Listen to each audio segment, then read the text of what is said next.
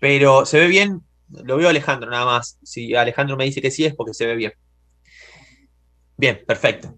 La idea ahora, ¿se acuerdan que yo, tanto el doctor Porta como yo, en las primeras clases les mostramos el modelo del proyecto de tesis doctoral? En el modelo del proyecto de tesis doctoral ustedes tenían la denominación, el tema, el título, la fundamentación, resumen, fundamentación, marco teórico o fundamentación teórica, estado del arte, preguntas, objetivos, y después venía una parte que siempre les digo que es como el corazón del proyecto. ¿Se acuerdan que yo les decía que el corazón de un proyecto de tesis es las preguntas, los objetivos, porque te estructuran el esqueleto del proyecto, pero el corazón fuerte del proyecto es la metodología? ¿Qué es la metodología?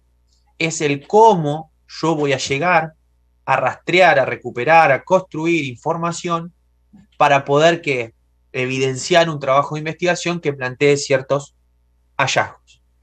Eso es decir, que nos permitan construir conocimiento, lisa y llanamente. ¿Sí? Entonces, lo que vamos a ver ahora es ese apartado de arquitectura metodológica. Tengan en cuenta que siempre nosotros tomamos la arquitectura metodológica del proyecto, ¿sí? Que es breve, 2 o 3 páginas, no más, y después también ustedes lo pueden traspolar a la arquitectura metodológica de la tesis, ¿sí? Que ahí implosiona, es como el marco teórico. Ahí ustedes tienen que graficar lo que hicieron. Anótense por ahí, tomen nota de una distinción muy importante, que se van a acordar de esto cuando estén escribiendo el capítulo metodológico de la tesis. La metodología en un proyecto de tesis se escribe en futuro, porque es lo que yo planeo hacer en la tesis, es decir, en la investigación. La metodología en la tesis se escribe en pasado, porque tengo que dar cuenta de lo que hice. No olviden nunca que la tesis doctoral es el informe de investigación de alguna manera, es ese informar de manera coherente, de manera factible y de manera potente lo que yo estuve trabajando durante 2 o 3 años, que es la investigación doctoral. Pero ya lo hice. Entonces, cuando yo redacto el capítulo metodológico, lo redacto en pasado y fundamento todas las decisiones, macro y micro decisiones que yo fui tomando en cada una de las etapas de mi investigación, en la tesis. Ahora, en el proyecto, lo que ustedes tienen que hacer es decirme a mi lector, ¿no? No a mi Jonathan, a mi lector, qué es lo que voy a hacer, es decir, cómo lo voy a hacer, en cuántas etapas lo voy a hacer, con qué instrumentos lo voy a hacer, con qué población lo voy a hacer, en qué contexto, en qué institución. ¿Se entiende? Esa, porque después nos encontramos que cuando corregimos las tesis doctorales, empiezan a redactarlo en futuro. Y nosotros siempre ponemos el mismo comentario. ¿No es que ya lo hiciste esta investigación? No me digas en futuro lo que vas a hacer porque ya lo hiciste. ¿Sí? Entonces, esa es la primera distinción. La segunda distinción que se tienen que anotar por ahí, yo les voy dando tipo ideas para que después cuando estén solos haciendo el proyecto no nos extrañen. La segunda idea que yo les propongo es que toda metodología tiene dos partes. Una parte más epistemológica, teórica, que es la fundamentación del enfoque de la metodología.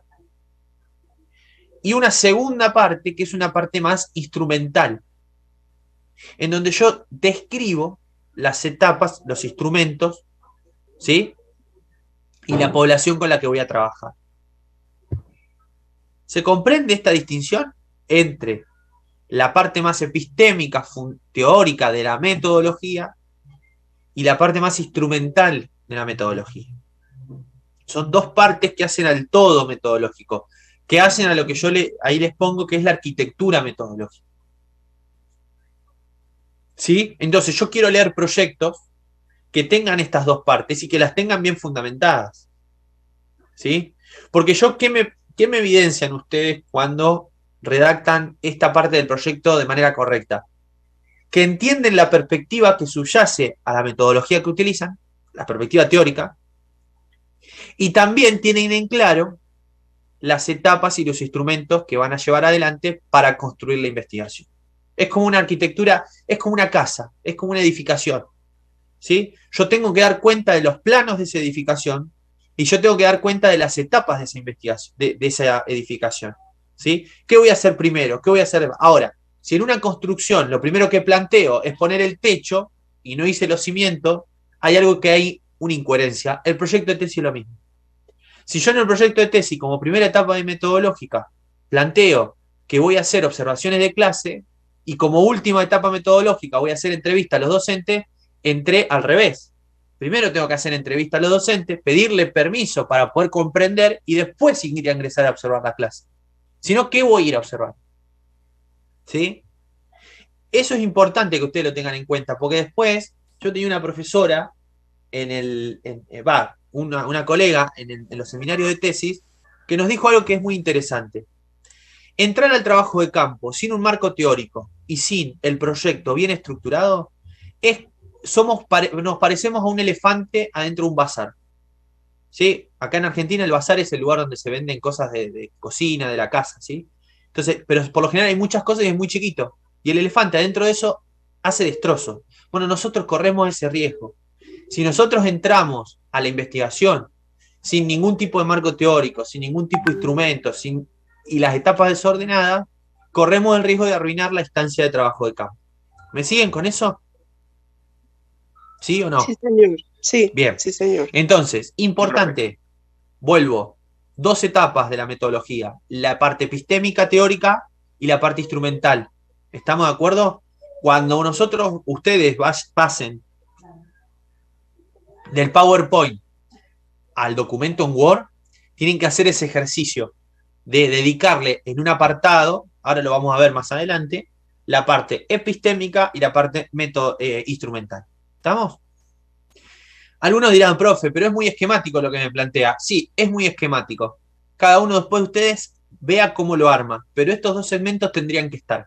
Si quieren entramarlos, los entraman. Si quieren desarrollar una fundamentación un poco más extensa, la hacen. Pero está claro que tienen que aparecer eso, porque yo como lector externo que no conozco sus proyectos, tengo que leer esa metodología y tengo que decir que Rocío sabe lo que quiere, que Alfredo sabe lo que quiere, que Mise sabe lo que quiere, que sabe cómo lo va a hacer, en qué etapa lo va a hacer. ¿Sí? De allí la metáfora de la arquitectura, ¿sí? Y de los planos. ¿Está? Bien, vamos a avanzar un poquito más. ¿Cuál es la diferencia? Esto ya lo hemos visto, pero está bueno recuperarlo. ¿Cuál es la diferencia entre enfoque metodológico, perspectiva metodológica o aspectos metodológicos? Son cuestiones similares. No entremos en distinción semiótica, técnica, etimológica de las palabras. En los aspectos metodológicos, la perspectiva y el enfoque es algo similar. Ahora, lo que no es similar es las técnicas que utilizo o el instrumento que utilizo. Por ejemplo, una técnica de investigación es una entrevista. Ahora, el instrumento, ¿sí? Es el tipo de entrevista que llevo es decir, el tipo de entrevista que yo pongo en juego, que yo voy a administrar. ¿Sí? Voy a un ejemplo concreto. Fíjense. La perspectiva metodológica es el enfoque, el tipo de investigación es una investigación cualitativa, ¿verdad? Dentro de la investigación cualitativa hay una perspectiva metodológica o un enfoque metodológico, podría haber puesto yo ahí, que es el biográfico narrativo. Es un enfoque dentro del tipo de investigación cualitativa. Ahora, ¿qué técnica utilizo dentro del enfoque biográfico narrativo? Y tengo diferentes técnicas. Una es la entrevista.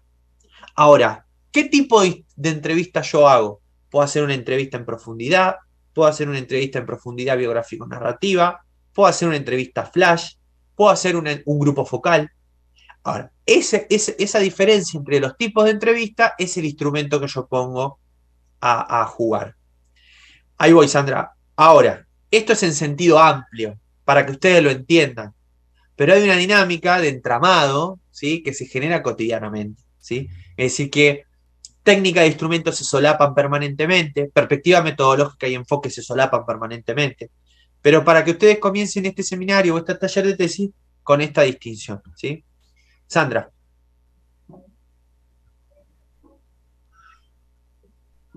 Buenos días, profesor y Hola, compañeros. ¿cómo va? Bien, profesor, ayer estaba hablando con mi director de tesis y Ajá, precisamente me surgió la inquietud, o bueno, él me hace una propuesta en torno a el instrumento para hacer ese tipo o esas entrevistas. Él me sí, decía, pues lo importante es, como yo le manifestaba, que yo quiero, o sea, quiero saber lo que piensan los participantes desde sus perspectivas y sus experiencias. O sea, sí, súper importante escucharlos a ellos y sobre todo que ellos estén como en un ambiente donde de verdad me cuenten su realidad. Entonces él seguro. me proponía como instrumento que trabajáramos con podcasts. ¿Es posible? Sí, claro que es posible. Ok. Lo que vos, a ver, todo lo que te proponga, a ver, quiero ser claro con esto. ¿Te acordás que yo al principio dije que el proyecto, cuanto más estructurado sea el proyecto, más Ujú. flexible el investigador es en el campo? Ok. ¿Sí?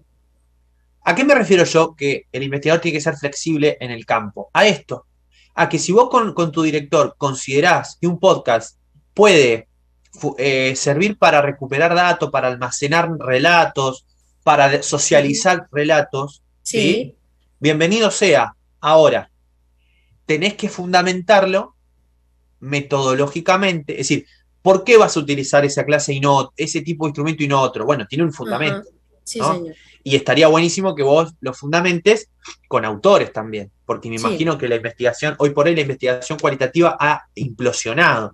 Entonces, tenés que buscar autores que te sustenten, Ok. pero además tenés que darle un fundamento en términos de tu investigación, Sí. porque yo puedo Claro. venir como evaluador y te puedo decir, es decir, no, por lo general los evaluadores no juzgamos eso, porque está como en el mundo de la decisión del director y la tesista, ¿no? Ujú. Lo que juzgamos es si el resultado final es pertinente. Pero yo te Vale. puedo preguntar en la conversación de la defensa de tesis o en un comentario, bueno, ¿y por qué usaste este Sí, tipo este los instrumento? criterios con los cuales Claro, escogimos eso. ¿por qué Ujú. usaste ese instrumento y no entrevistas? Y vos Ok, me vas a decir, perfecto. no, porque la entrevista no me daba lo que me da el podcast. ¿Y qué es? Y ahí es lo que vos tenés que fundamentar. Bueno, y me puedo adelantar una pregunta que tal vez se la Para, tenía para un para que poquito termino, más. bueno, para que termino de decirte esto y vamos. Ok, Y perfecto. lo segundo que tenés que resguardar ahí es la cuestión del consentimiento de los protagonistas. Es Sí, decir, vos ahí tenés que, ¿se acuerdan que la clase pasada hablamos de la validación y la no validación y demás? sí, señor. Ahí tenés que tener mucho cuidado en que te autoricen a participar de ese podcast, que te autoricen su nombre, porque eso Ujú. va a validar mucho más el contenido de ese instrumento. Perfecto. ¿Está? Sí, señor, es correcto. Bien, bueno, y dale, haceme la otra pregunta. De una de la otra pregunta. Eh, n- los grupos de participantes para la investigación pues son distintos como grupos, ¿sí? Uno de esos grupos, en mi caso, son los estudiantes egresados de la institución de los últimos 5 años. Eh, cuando nosotros trabajamos en modalidad cuantitativa, pues uno trata de que esa muestra sea lo más aleatoria posible para poder hacer Sí, generalización.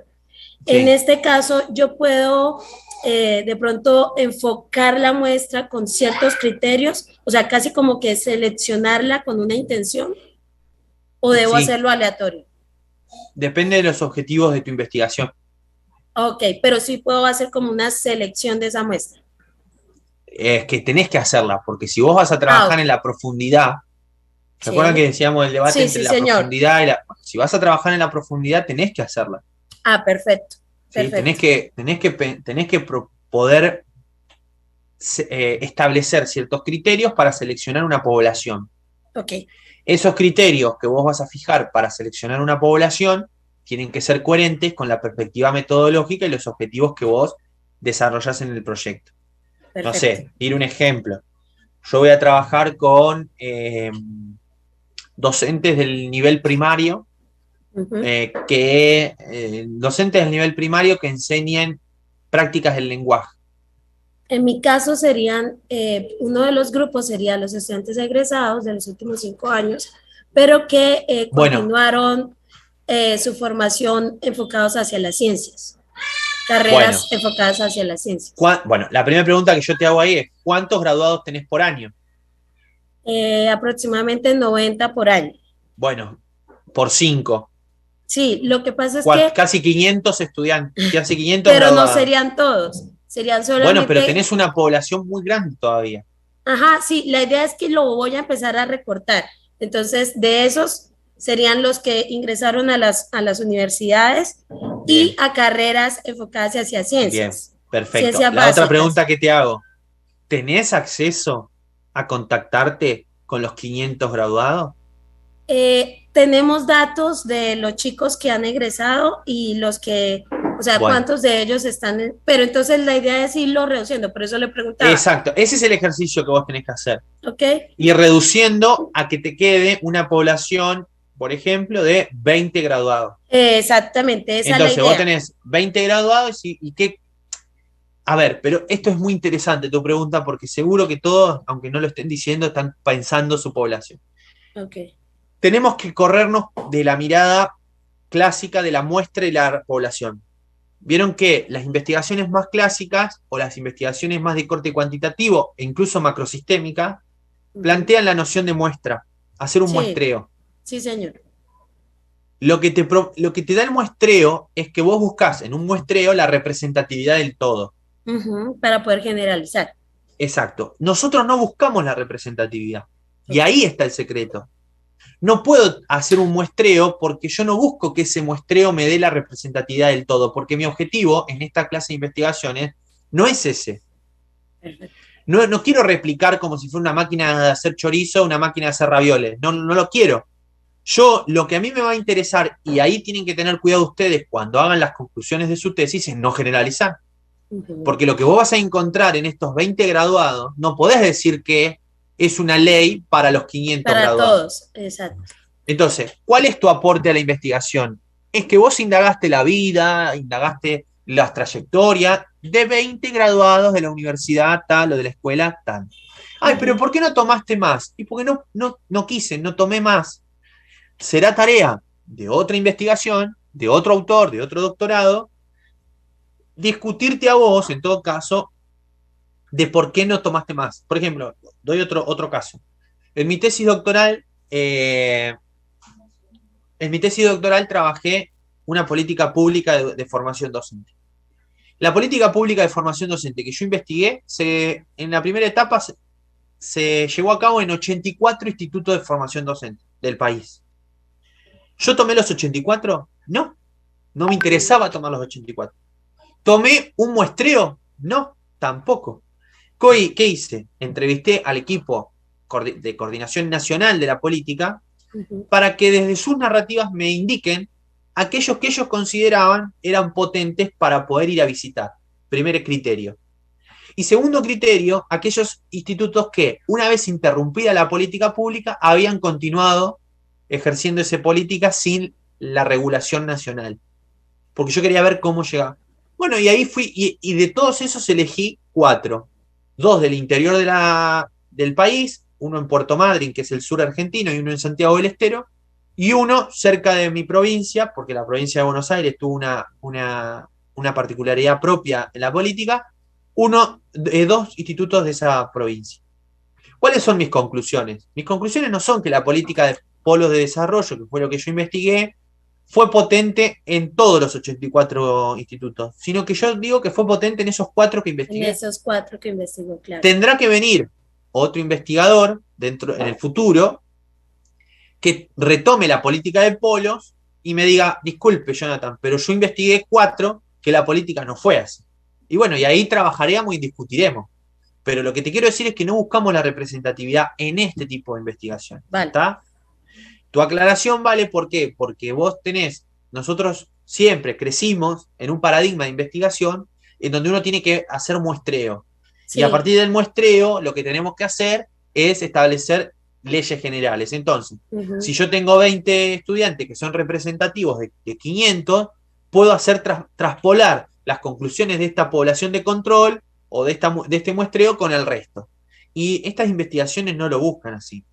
Vale. Punto con esto, y aclaro, hay otras investigaciones que sí necesitan muestreo. ¿Sí? Entonces, cuidado, por eso vieron que yo siempre vuelvo a lo mismo y decir, ustedes son libres con sus directores de plantear la investigación que quieran hacer, porque hay investigaciones de corte más sociológico, de corte más macrosistémico, de corte más estadístico, que sí necesitan hacer muestreo. Estamos en un taller de tesis en donde yo quiero abrir el abanico, no lo quiero cerrar. Entonces, abrirles el abanico de posibilidades implica aclararles que yo no hago ese tipo de investigaciones, pero que las hay y que son muy buenas. Vale, perfecto. ¿Sí? Perfecto. ¿El resto entendió lo que yo le decía a Sandra? Porque por ahí yo lo explico y por ahí hay dudas o por ahí sigue habiendo cierto... Le conviene a los demás también escucharlo. Profe, muchas gracias. No, por favor. Muchas gracias. Bueno, seguimos entonces. Bien. Esto lo voy a pasar porque casi siempre lo... Bueno, esto es importante, ¿ven? Acá. Acuérdense que en las metodologías no se triangulan enfoques, ¿sí? Pero, profe, yo en mi primer objetivo específico propongo hacer una encuesta. Y una encuesta cerrada, estructurada. ¿Eso me hace mi investigación cuantitativa o mixta? No necesariamente. ¿Sí? No necesariamente. El problema está cuando nosotros queremos cruzar enfoques.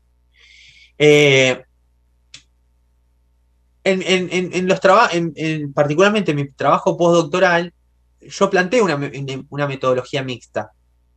Pero planteé una metodología mixta sin entrecruzar enfoques. Yo no utilizo el enfoque cuantitativo, sino que utilizo instrumentos de la perspectiva cuantitativa que vienen a mi auxilio para mis investigaciones cualitativas. ¿Me siguen con eso? Es decir, que yo haga una encuesta en la primera parte de mi investigación para diagnosticar, para explorar, para caracterizar, para tener un estado de situación de la población con la que voy a trabajar, no implica que mi tesis sea cuantitativa, sino que será cualitativa, interpretativa, pero en las primeras instancias necesitaré explorar cuantitativamente mi objeto de estudio. Ahora, puede haber investigaciones muy buenas cualitativas que no exploren ningún tipo de instrumento cuantitativo. A mi criterio son las más potentes, pero también puede haber, ¿sí? Pero traten de no triangular enfoques. ¿Por qué? Porque si nosotros decimos que vamos a hacer una investigación con enfoque mixto, tenemos que saber muy bien y respetar muy bien la particularidad de cada uno de los enfoques. Porque donde se desbalancea la tesis es cualitativa o es cuantitativa, deja de ser mixta. ¿Sí? ¿Se entiende la distinción? ¿Y se puede hablar de que se privilegia a una de ellas con los instrumentos? Sí, pero yo soy de la idea más que ustedes tomen posición. Es decir, definan, mi tesis de investigación es una tesis cualitativa, pero que en las primeras instancias de la investigación se vale de instrumentos de corte tradicional o cuantitativo. Eso puede ser. Lo que no puede pasar es que se mezclen. Es decir, uno se da cuenta cuando lee una tesis que está empastada, es decir, que hay de todo, ¿no? Hay cuantitativo, hay colegas que mezclan el enfoque fenomenológico, el enfoque interpretativo hermenéutico, y después te hacen un test cognitivo, bien cuantitativo, con fórmulas. Digo, eso está todo empastado. Si yo voy a un enfoque hermenéutico crítico, me posiciono en el enfoque hermenéutico crítico. Tomo por ahí algún instrumento exploratorio del enfoque cuantitativo, perfecto. Pero si no, a una tesis más cuantitativa, ¿sí? Lo mismo al revés, puedo hacer una tesis cuantitativa y al final digo que hice una interpretación de los resultados. Bueno, eso no hace una tesis cualitativa. Eso será una tesis cuantitativa que también tiene un nivel de interpretación lógico, la tesis cuantitativa, ¿sí? Pero digo, traten de no mezclar enfoques. ¿Qué se debe incluir en el apartado metodológico? La definición y la justificación del enfoque, explicitar todos los elementos que se utilizarán en el proceso o en los procesos, explicitar las estrategias de recolección de la información, explicitar las estrategias de análisis de la información, y al final de la metodología van a tener que sumar las actividades y el cronograma. ¿Sí? El cronograma, a veces los tesistas de alguna forma lo menosprecian, porque dicen, bueno, ponemos un par de actividades, marcamos un poco las meses, y ya está. Y en definitiva, no, el cronograma es la foto de la coherencia de la tesis. ¿Sí? El cronograma es la foto de la coherencia de la tesis. No lo dejen para el final y lo hagan así nomás. Yo tengo que ver el cronograma de los proyectos y tengo que entender que el tesista comprendió lo que se llama coherencia de tesis, coherencia doctoral. ¿Sí? ¿Cómo defino yo las herramientas o los instrumentos metodológicos que tengo que utilizar para recuperar datos? Bueno, ¿a partir de qué? De la naturaleza del fenómeno a estudiar. Ahí con Sandra estuvimos hablando. Bueno, ¿qué quiere ver Sandra en su tesis doctoral? Y quiere adentrarse en el misterio de la vida de los sujetos que transitan esa institución educativa. Bueno, va a necesitar instrumentos que le permitan llegar a ese objetivo. ¿Sí? Vamos a poner otro caso. Yo quiero trabajar las políticas educativas en materia de inclusión social que se han desplegado en América Latina en los últimos 10 años. Bien, tengo que hacer entrevistas, perfecto. ¿A quiénes? Cuidado, tengo que llegar a un nivel de entrevista grande. Pero si no, no me voy a valer de entrevistas. Voy a utilizar un análisis estadístico, comparado, voy a analizar documentos, voy a analizar políticas, analizaré decretos, pero como mi unidad de análisis es tan amplia, no puedo entrar en el misterio de la vida de aquellos sujetos que llevaron adelante las políticas. ¿Me siguen con eso? Entonces, la naturaleza del fenómeno a estudiar me define qué instrumentos de recolección de datos tengo que recuperar. Los objetivos de investigación.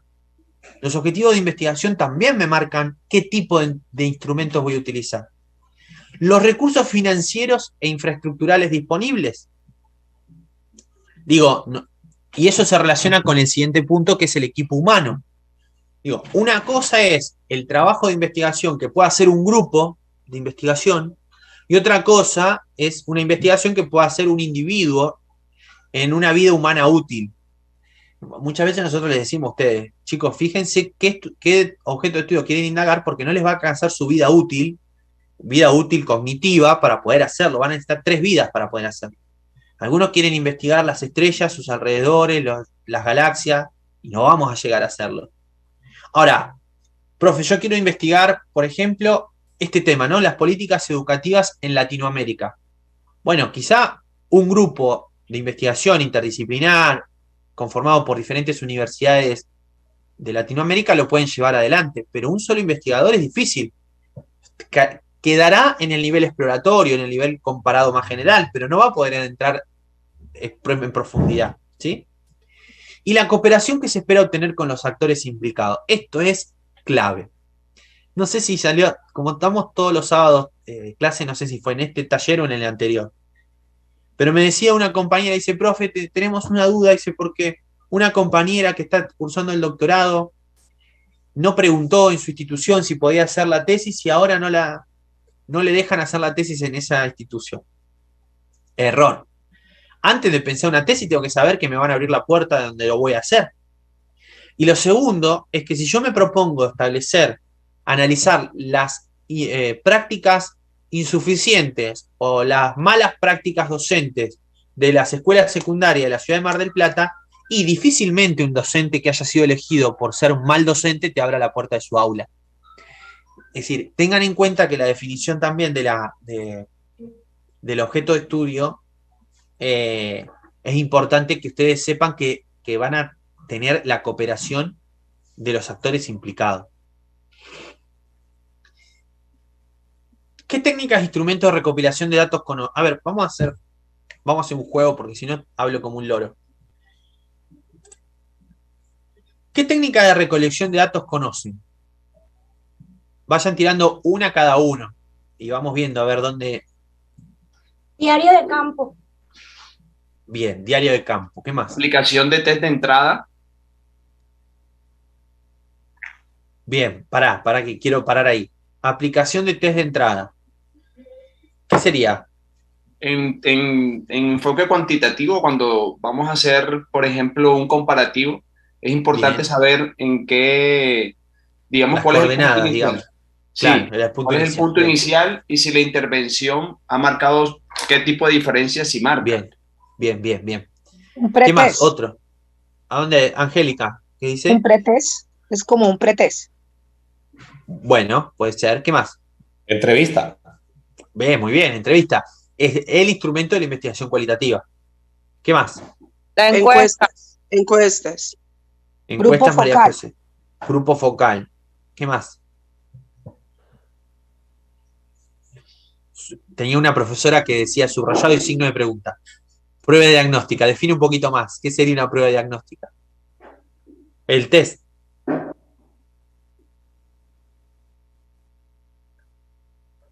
Bien, bien, sí, parecido a lo de Alejandro. ¿Qué más? ¿Y ya está? ¿No hay más otros? ¿No hay más?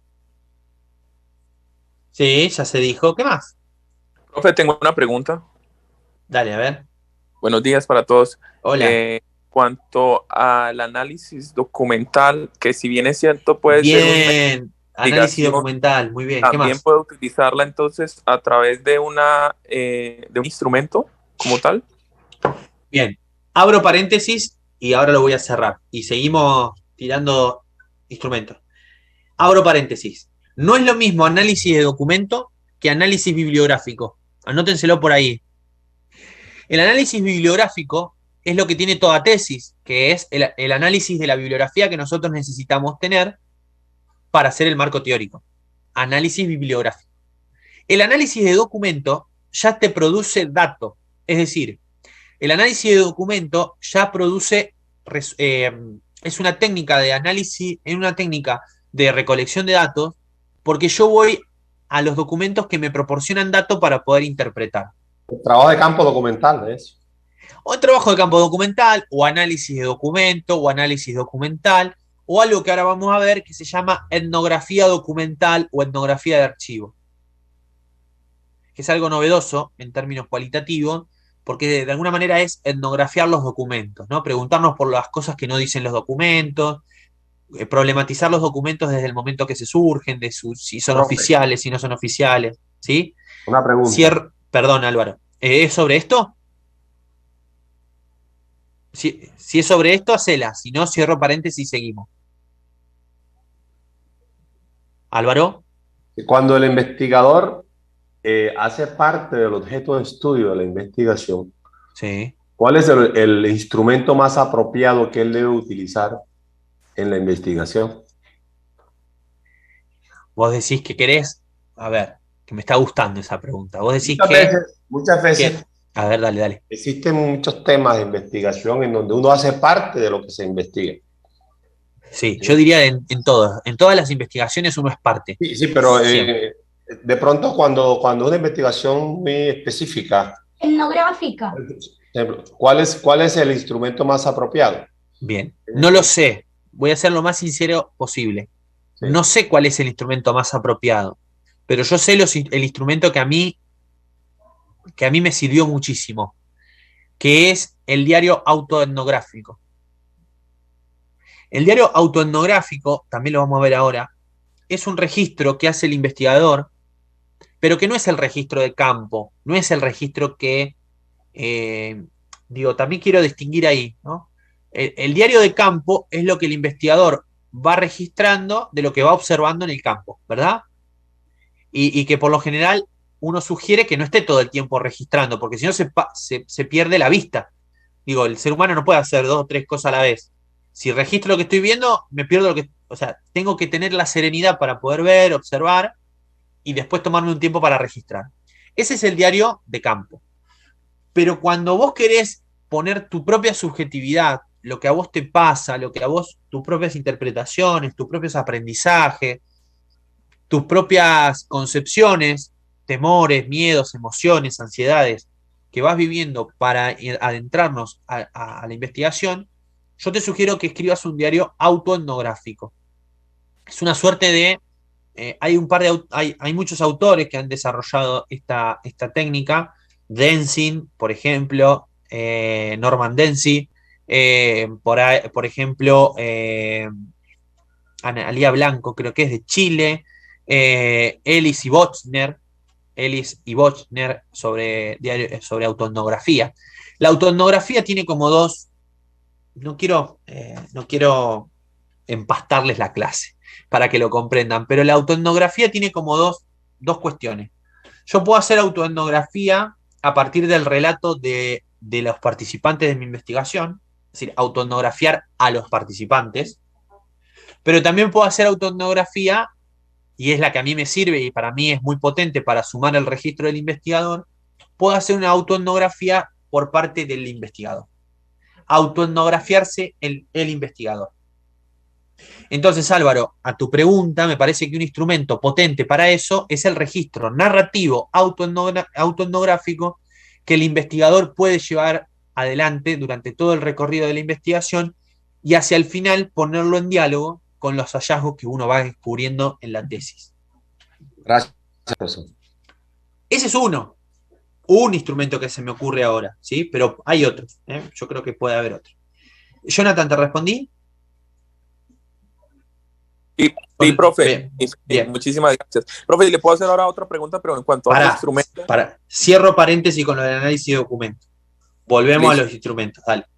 Sí, he leído o he encontrado en algunos textos en donde la fotografía termina utilizándose como una técnica también de recolección de datos.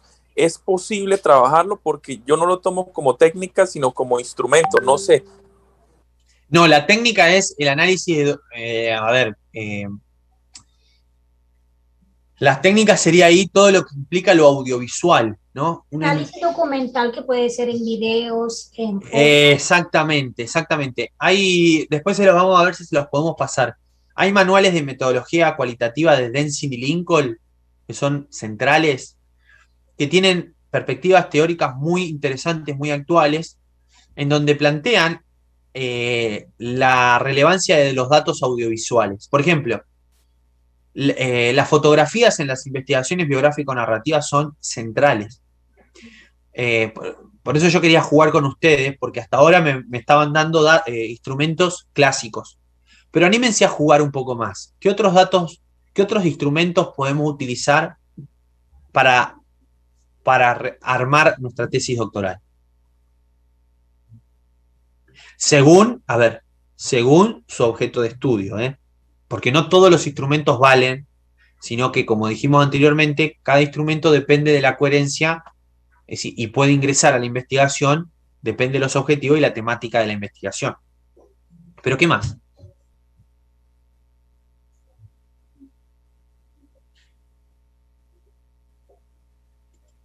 Sí.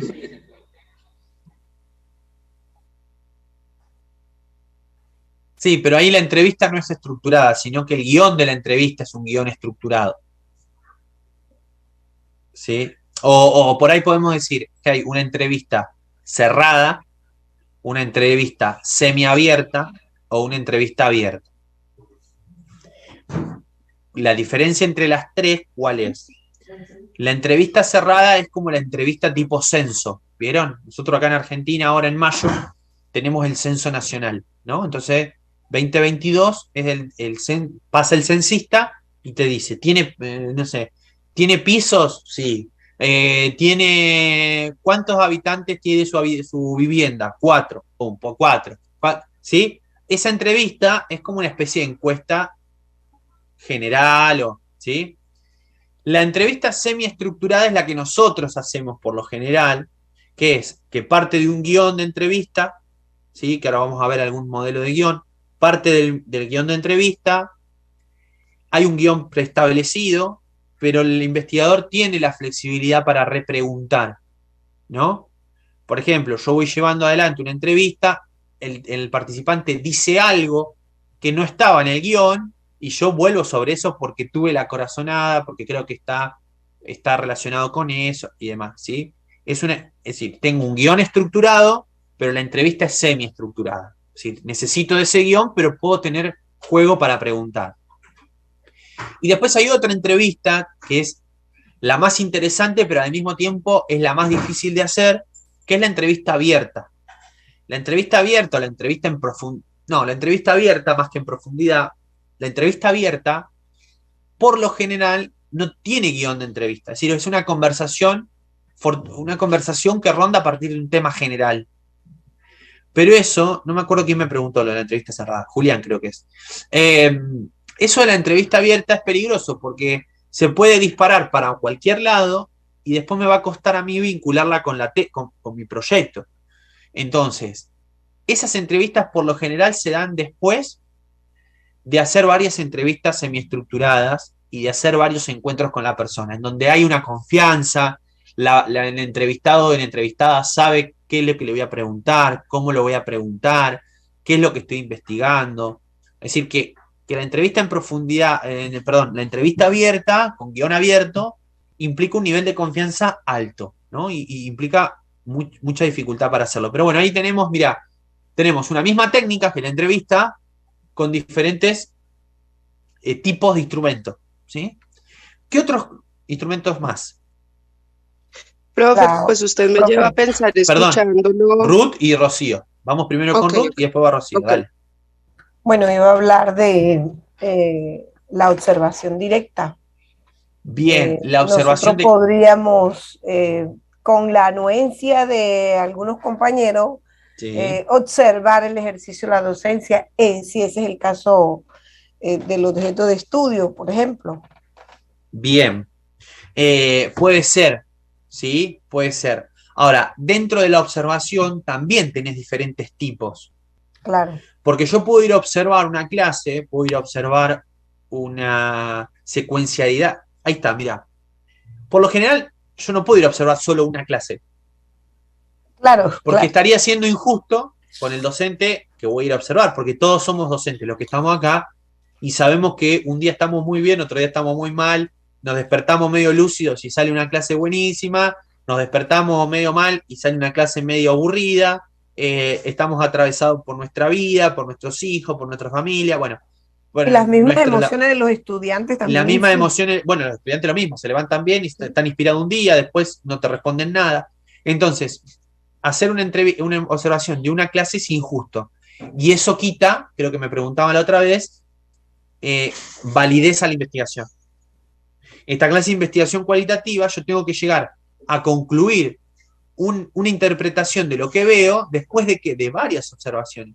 Entonces, por lo general, yo observo una secuencia didáctica, que por lo general las secuencias didácticas reúnen varias clases, ¿no? O observo en diálogo con la profesora o el profesor, observo durante 3 meses, por ejemplo. Entonces voy durante 3 meses a observarlo. O frente a una unidad de contenido, o sea, veo, ¿sí? Pero no puedo ir a observar. Ahora, la forma en que yo voy a observar también tiene que ver, ¿sí? Por ejemplo, yo puedo ir a observar con un protocolo cerrado, entonces mi mirada se acota al protocolo estandarizado cerrado. O puedo ir con un protocolo semiabierto, en donde también pueda, o semiestructurado, pueda también permitirme registrar imponderables de la clase, que salgan del protocolo de observación. O puedo ir a observar sin ningún tipo de protocolo, y ahí es más complicado, porque no sé qué voy a ir a ver. Por ahí voy a percibir el clima de la clase, de la institución. ¿Se entiende, Ruth? Entonces, el instrumento que vos traes, que es la observación participante. Nosotros creemos que toda observación es participante. ¿Por qué? Porque cuando un observador ingresa a un aula, por más que diga que no hay participación, el clima se altera. Hay algo que, es decir, los estudiantes y el docente saben que hay alguien que está observando. Por más que no se meta, que no interrumpa, que no hable. Es decir, la sola presencia del observador causa una tensión. Sí, o por ahí no hay tensión, por ahí es lo más fluido posible, pero altera igualmente el clima de la clase, ¿no? Entonces, la observación por lo general es participante, ¿sí? Ahora, técnicamente podemos hacer una observación no participante y estaría bien que lo fundamenten porque no van a participar de la clase. Pero quiero que sepan que ustedes, al entrar igual a un aula, a una institución, participan, ¿sí? Gracias. Inconscientemente. Pero vos fíjate cómo también se abre un abanico. Estaba Rocío y después tengo 3 manitos levantadas. Sí, señor, gracias. Es que escuchándolo me lleva a pensar en algunos instrumentos motivadores de la memoria, no sé si podríamos llamarlos de esa manera, tendientes a trabajar. Aquí en Colombia, por ejemplo, se ha usado mucho con personas sobrevivientes de violencia. Entonces, sí, instrumentos dedicados a permitir que las personas víctimas de violencia construyan sus elementos simbólicos y en ellos mismos narren y nos permitan a nosotros conocer lo que estamos queriendo saber. Entonces, por ejemplo, los bordados, por ejemplo, los cánticos, que se constituyen en un instrumento de recolección de información de otro tipo. Sí, pero ahí el instrumento no sería la cuestión de la memoria, porque la memoria en todo caso es lo que vos querés recuperar, el contenido. El instrumento ahí vos tendrías que, ya entras en la órbita de las... entras en los orbitales de la investigación narrativa, biográfica. Esa es la narrativa, ¿cierto? Sí, sí, señor. Sí. Entras en el misterio, en la órbita de los instrumentos narrativos. Entonces hoy tenés documentación narrativa, historias de vida, tenés, bueno, ahí podés elegir que ellos te cuenten, que te narren un episodio de su vida a partir de registros narrativos escritos, pueden ser registros narrativos orales, pueden ser... cánticos, pueden ser poemas, pueden ser poesías, pueden ser relatos orales de generación en generación, pueden ser canciones, ¿sí? La narrativa, lo que nosotros estamos posicionados en una perspectiva epistemológica, política y metodológica, que entendemos que todo es narrativa. Es decir, el mundo es una narrativa, ¿no? El mundo es una narrativa, nosotros somos seres narrados y seres narrantes, ¿no? Es decir, ayer participaba de un panel en la facultad y una profesora decía, venimos al mundo siendo narrados, porque alguien elige el nombre nuestro antes que nosotros lo asumamos. Ninguno de nosotros, bueno, salvo ahora que uno puede cambiar su identidad acá en Argentina, ninguno de nosotros nacemos eligiendo nuestro nombre, eligiendo la forma en que queremos que nos narren. Hay otros que nos narran. Entonces, la narrativa, entendiendo al mundo como una narración, abre el abanico de posibilidades a que el registro de esta vida narrada pueda ser recuperado. Entonces ahí tenés fotografías, se puede hacer investigación narrativa desde la imagen, desde la fotografía. Hoy por hoy se hace con las redes sociales. Las redes sociales son un instrumento de recuperación de datos narrativos, pinturas, cartas. Bueno, fíjense todo lo que estoy diciendo, ¿no? De instrumentos, siempre y cuando, insisto, esos instrumentos sean coherentes con los objetivos de nuestra investigación, ¿sí? Pero sí, Rocío, eso se puede hacer. Es más, es potentísimo el relato de la memoria desde la narrativa. Eso está buenísimo. De hecho, mi profe, lo que pasa es que yo me paro desde ahí, yo comparto ese punto de vista que usted comenta de que somos narrados. Entonces estoy pensando en mi trabajo y pues yo ya se lo había comentado, creo que la primera clase, no recuerdo si la pasada, tomar documentos oficiales sobre lo que debería ser la enseñanza de ciencias sociales como narrativas también. Sí, claro. Narrativas en donde se cruzan intereses, narrativas. Son narrativas institucionales. Sí. Los currículum y las políticas públicas, los diseños curriculares y demás, nosotros las asumimos desde Alicia. Bueno, todo lo que estoy diciendo es también un posicionamiento teórico. ¿Ven cómo se cruza el marco teórico con el marco metodológico? Sí.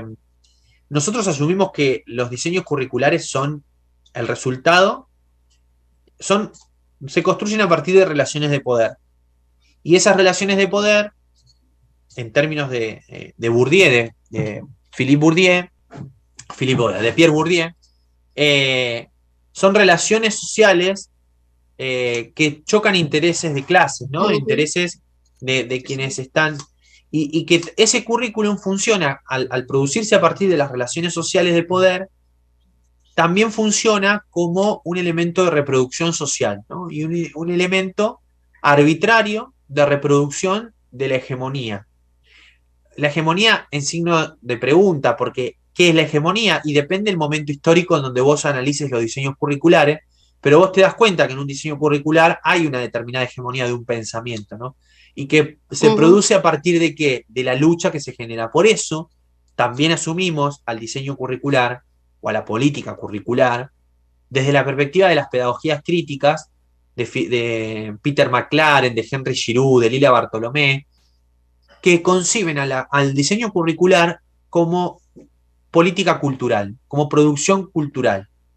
Y si nosotros entendemos que los diseños curriculares reproducen cultura o culturas, la vamos a asumir como instancias de conflicto, instancias de relaciones de poder que se trastocan, ¿no?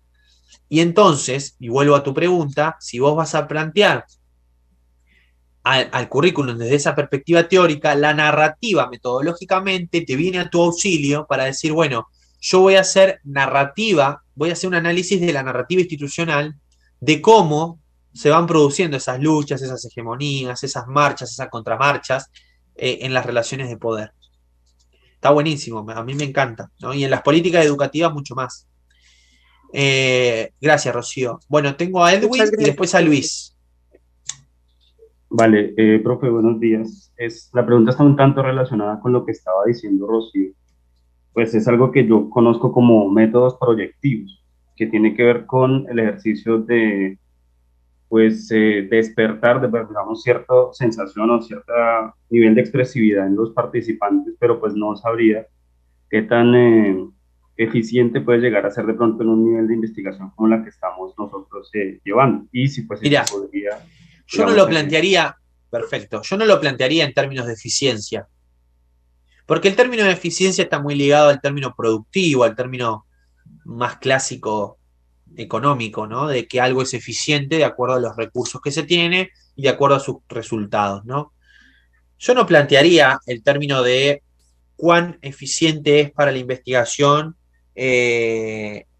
los objetivos o la perspectiva proyectiva. Yo lo plantearía en términos de potencia, es decir, para tu trabajo se potencia si vos utilizás esos recursos o no.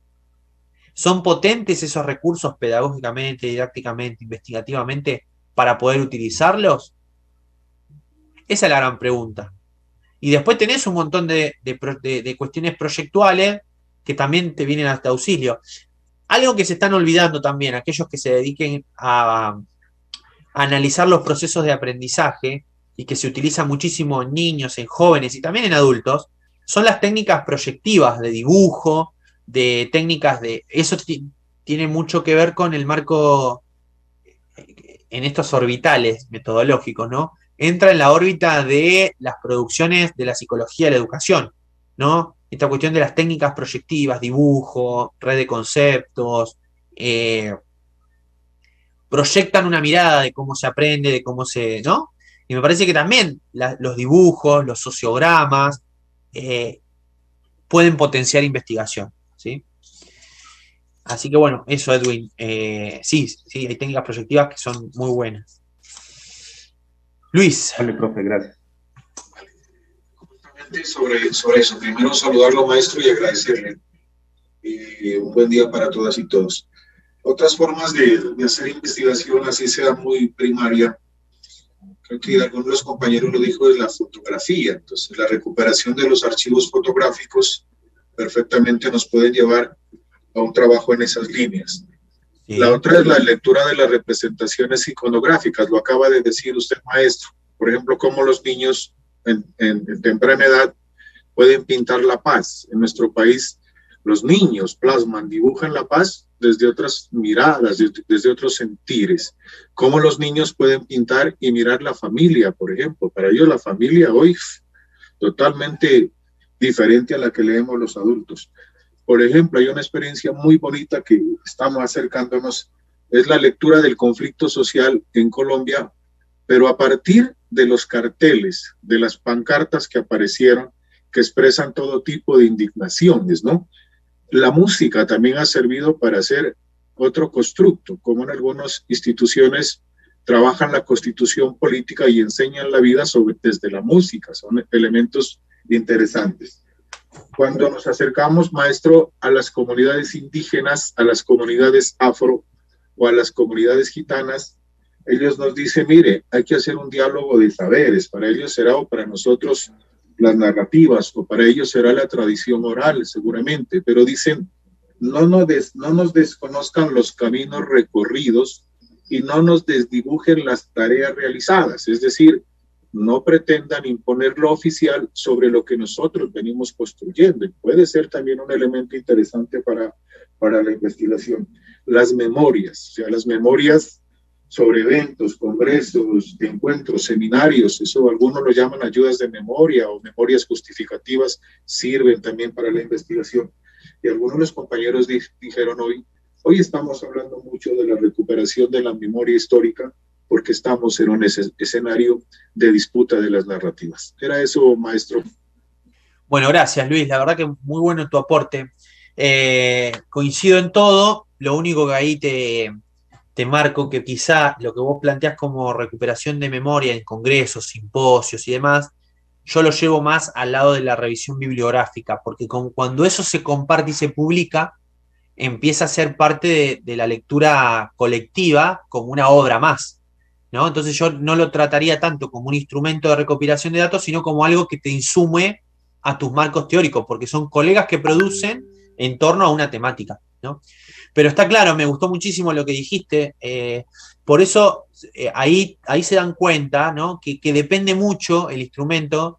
Si quieren, pónganse las cámaras, porque me gusta verlos cuando no se preocupen si pasa algo, si pasa alguien atrás, porque es parte de esto, pero a veces preguntan con la cámara y después se me apagan, y está bueno verlo, está bueno compartir con ustedes. No, les decía esto, cómo a partir del diálogo con ustedes se empiezan a ejemplificar qué importante es el contexto de la investigación y qué importante es los objetivos, porque como decía Luis, si yo voy a trabajar en una comunidad afro, en una comunidad afrocolombiana, en una comunidad nativa, indígena, originaria, si voy a trabajar con una comunidad gitana, voy a trabajar con una comunidad X, cualquiera, posiblemente los instrumentos que yo pienso desde una investigación clásica no me terminen de servir del todo para captar lo que yo quiero ir a ver en ese contexto. Y al revés también, es decir, si yo voy a trabajar en una mirada más clásica, en una institución formal, educativa, de la metrópoli, en el centro urbano, por ejemplo, de Barranquilla, en una escuela secundaria, y quiero trabajar con los docentes que enseñan historia en esa escuela, quizá los instrumentos que pondría en juego en una comunidad afro no lo ponga ahí, porque hay otro contexto, ¿no? Entonces, a esto yo me refiero cuando digo la flexibilidad del investigador.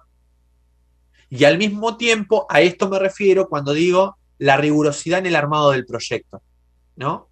¿Por qué? Porque cuando yo, como decía Luis, cuando yo veo que voy a querer investigar y voy a recuperar los significados, las representaciones o los sentidos que los actores educativos tienen sobre la paz en la época o en un contexto de posconflicto o en un contexto de conflicto, y quiero saber cómo los estudiantes proyectan la paz a partir de documentación proyectiva, de instrumentos proyectivos, pero también quiero saber cómo está constituido en el imaginario, y tengo que tener mucha rigurosidad de decir, bueno, ¿qué es imaginario? ¿Qué es representación? ¿Qué es sentidos y significado? ¿No? Porque no es lo mismo en términos conceptuales un imaginario colectivo que una representación social. Tienen otras definiciones, ¿no? Entonces, ven cómo la rigurosidad del proyecto ordena después lo que yo voy a ir a ver, porque yo cuando vaya a ir a ver digo, no, estoy captando un imaginario y yo lo que quiero saber es una representación, ¿no? O estoy captando, o me estoy perdiendo, o al revés, los instrumentos que yo planteé en el proyecto me quedan insuficientes para poder captar la realidad que estoy viendo. Una estudiante, nosotros damos una materia que se llama Sociología de la Educación, es para segundo año de la licenciatura en Ciencia de la Educación, pero también se ofrece como un seminario optativo para la carrera de Sociología. Y una estudiante de Sociología hace 2 o 3 años, nosotros les proponemos armar un proyecto de intervención o de investigación como una primera suerte de ensayo de un posible proyecto. Como ellos tienen que hacer la tesis de licenciatura, les sirve. Y ella quería ver cómo se enseña o cómo se vive. Nosotros acá en Argentina tenemos un acto que es el acto del Día de la Tradición, ¿no? La tradición argentina. Entonces ella quería saber cómo vive una comunidad boliviana, ¿no? Una comunidad, una escuela que está ubicada en un contexto de la ciudad en donde por lo general los originarios de esa población son de la comunidad boliviana, cómo viven el Día de la Tradición argentina. Es decir, cómo lo viven en una escuela en donde la mayoría de los estudiantes son hijos e hijas del pueblo boliviano, ¿no?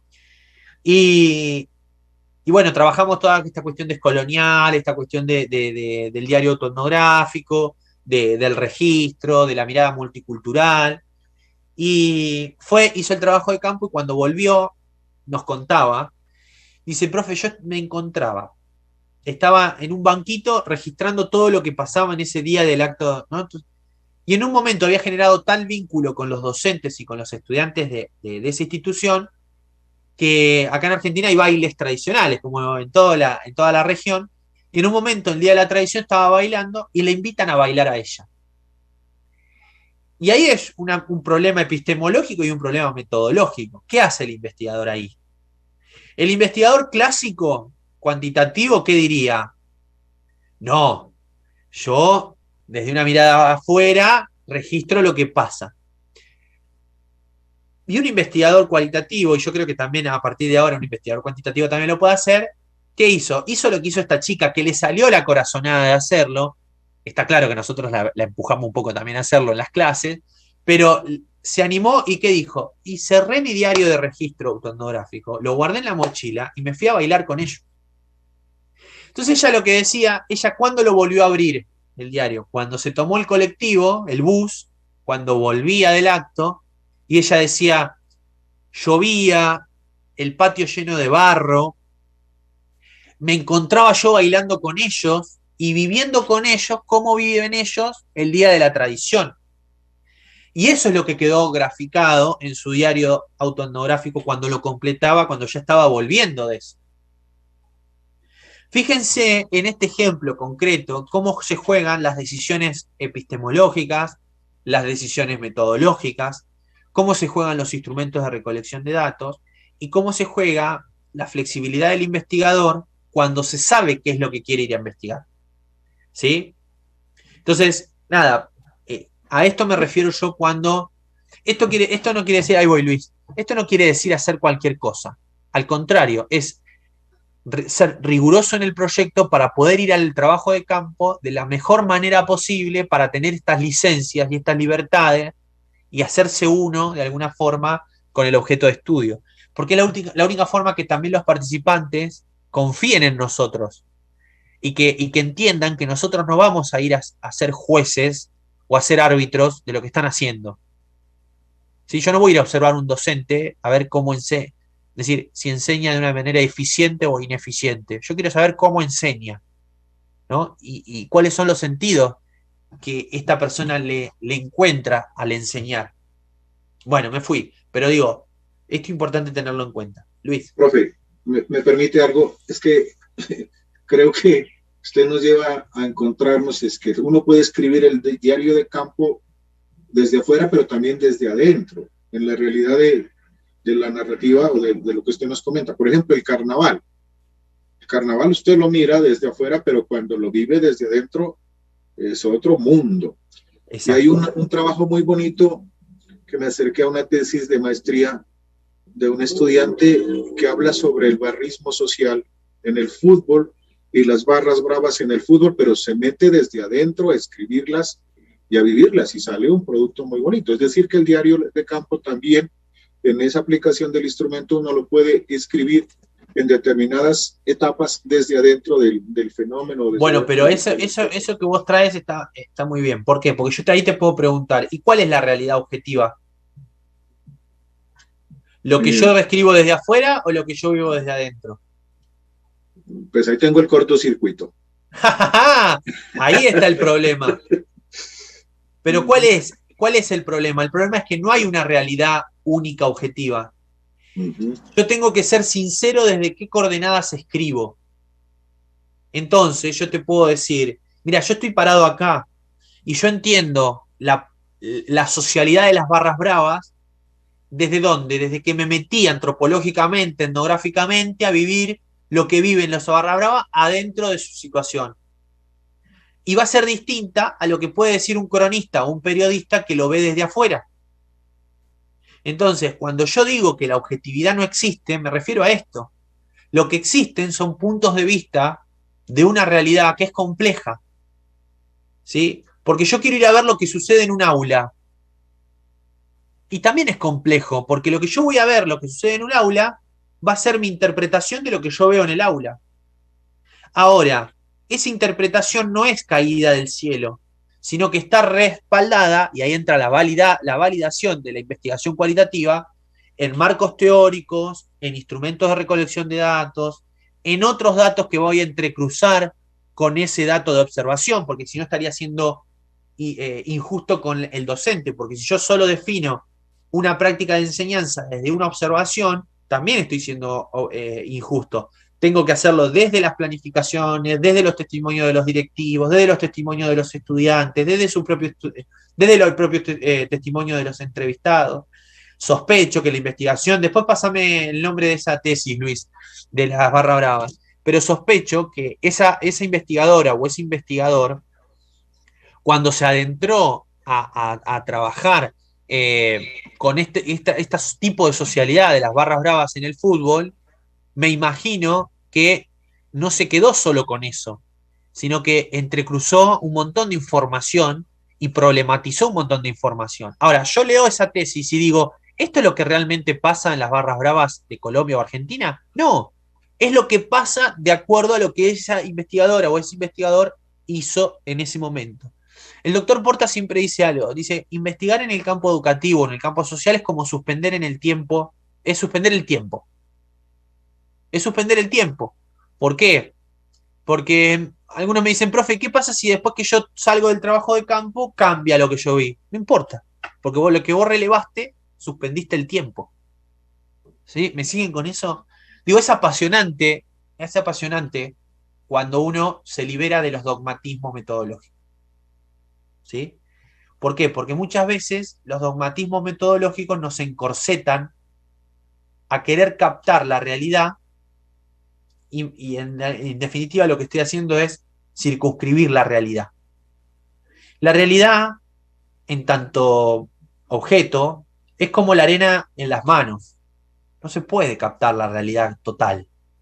Lo que yo voy a tratar de interpretar en la tesis es una porción de la realidad desde ciertas coordenadas. Lo que yo tengo que hacer es ser sincero con las coordenadas de las cuales voy a mirar esa realidad. Tengo que explicitar las coordenadas de las cuales voy a verla. Cuando digo coordenadas, estoy hablando de marco teórico, estado del arte, perspectiva metodológica, objetivos, preguntas. Ese es mi marco. ¿Sí? Y eso es lo que yo tengo que dar cuenta en las tesis. Y en este caso, en el proyecto.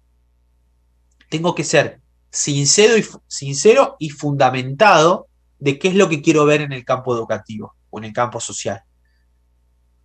¿Está? Bueno, avanzo un poquito más. Decíamos, bueno, que los instrumentos se definen por estas categorías o estas características, ¿no? Fíjense las técnicas, no voy a volver sobre esto, pero muchas de las técnicas que íbamos a presentar ya las presentamos a partir del testimonio de ustedes. Técnicas proyectivas, dibujos, pinturas, fábulas, técnicas sociométricas. Acá quiero sumar también todas las técnicas de la investigación cuantitativa. Es decir, no me quiero olvidar de esas, porque quienes hagan investigación cuantitativa también van a tener que valerse por sociogramas, por estadísticas, por cuadros comparativos, por test, como decía Alejandro, como decía Julián, test de diagnóstico, ¿sí? Test cognitivo. No es la investigación que hago yo, pero digo, no me quiero obviar de que hay instrumentos de recolección de datos que son de la perspectiva más cuantitativa o de la perspectiva más experimental, ¿sí? Digo, para ser sincero, también con el amplio campo de de este tipo de investigación. Bueno, obviamente la diferencia entre enfoques, ¿no? Instrumentos y el enfoque son distintos. Esto es más que nada para que ustedes, lo paso rápido porque lo tienen en la página y lo pueden leer. Y hay, dentro de la investigación cualitativa, particularmente, hay varios tipos de investigación, que no voy a entrar tampoco porque ya lo hemos hablado, que es el estudio de caso, que es la investigación biográfico-narrativa, que son los estudios clínicos, que son la investigación etnográfica, la investigación acción participativa, ¿sí? Y que ustedes ahí tienen en el aula virtual este material con la especificidad de cada uno de ellos, ¿sí? Y acá quiero hacer una salvedad. Ojo que el estudio de caso no está vinculado solo con que tome una institución o un contexto determinado. ¿Sí? A veces nos encontramos con que ustedes creen que están haciendo estudio de caso y en realidad están haciendo un estudio de un contexto particular o de una institución particular. Pero no significa que sea un estudio de caso. ¿Qué es lo que tienen que tener en cuenta para un estudio de caso? El caso es paradigmático. El caso es paradigmático. Yo investigo un caso porque es algo único. A ver, algo único. Es algo que al menos en la región que yo lo investigo no está desarrollado. ¿Sí? En el caso de mi tesis doctoral, el título es Estudio de caso de la política pública Polos de Desarrollo. ¿Por qué? Porque no hubo otra política de polo de desarrollo. Es el caso de la política polo de desarrollo. Dentro de las políticas educativas, un caso, el de las políticas. Ahora, si ustedes me dicen un estudio de caso en la institución secundaria, en la institución educativa Espíritu Santo de Guayaquil, yo te digo, no, ¿qué tiene de paradigmático eso? Es un contexto, no es algo que... digo, lo mismo que encuentro en la unidad Espíritu Santo, puedo encontrarla en la Universidad de Guayaquil, en la Universidad de Antioquia, en la Universidad de Barranquilla. ¿Sí? Así que cuidado con la definición del estudio de caso en términos metodológicos. ¿Está? Bien. Bueno, esto es lo que yo estaba diciendo. La investigación narrativa también la hemos desarrollado bastante, ¿no? Entendemos la narrativa no solo como un marco teórico, sino también como un dispositivo de investigación, y eso es importante considerarlo, ¿sí? Es importante considerarlo. La narrativa es un modo básico de pensar, de organizar el conocimiento. Es decir, ¿y qué instrumentos se ponen en juego en las investigaciones biográfico-narrativas?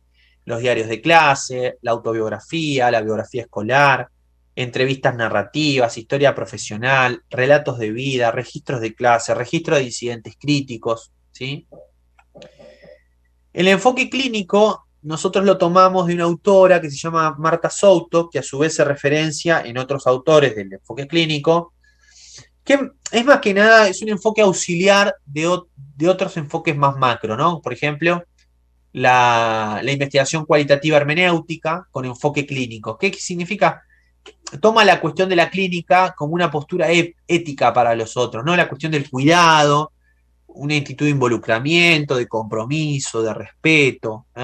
En ese punto habla del enfoque clínico.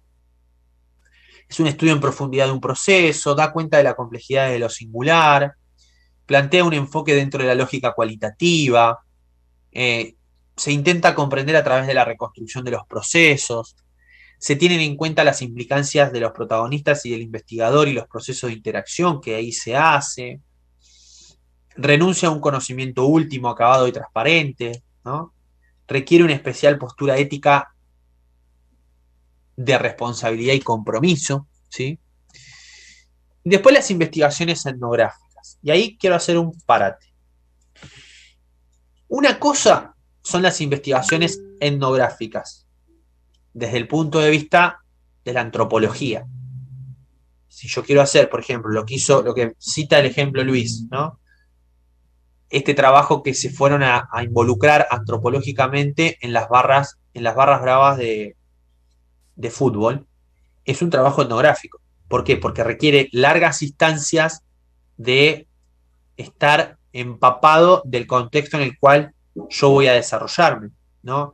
No sé si alguno de ustedes conoce el libro de Malinowski, el gran antropólogo del siglo XIX, Los Argonautas del Pacífico.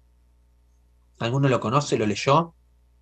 Bueno, Él escribió un libro que se llama Él escribió un libro en la década del 70 que se llama Los Argonautas del Pacífico, y él, fíjense, en la década del 70 se publicó, el siglo XX, más o menos. Él se fue a vivir a una de las tribus de Oceanía, ¿no? De Australia, y vivió con ellos muchos años. Él era antropólogo. Y él hizo todo un trabajo de los lenguajes, de los símbolos, del lenguaje simbólico, del lenguaje explícito, de las culturas, pero porque tuvo una larga instancia de inmersión en el contexto en el cual se desarrolla, ¿no?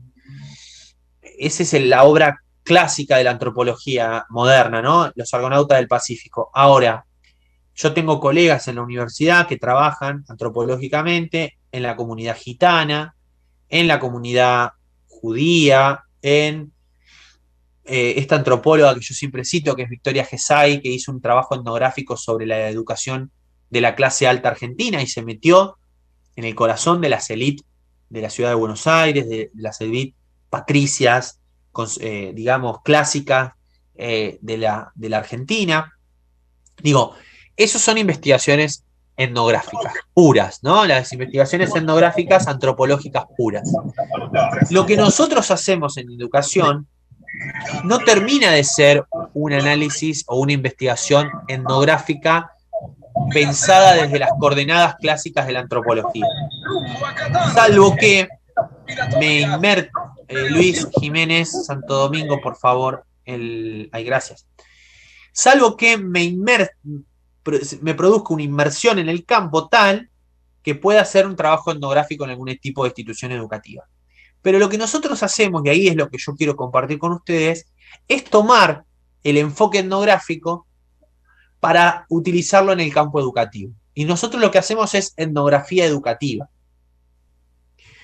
Y esa etnografía educativa aparece como potencia en nuestras investigaciones cuando nosotros tenemos que ingresar a una institución, cuando tenemos que ingresar a una cultura particular, ¿no? Por ejemplo, en el ejemplo que yo dije de esta chica, de esta estudiante, que trabajó en una comunidad boliviana, cómo ellos vivían el acto de la tradición argentina, hizo una especie de trabajo etnográfico, porque tuvo que ir al campo, se implicó con ellos, se implicó con los protagonistas y produjo datos a partir de su mirada etnográfica.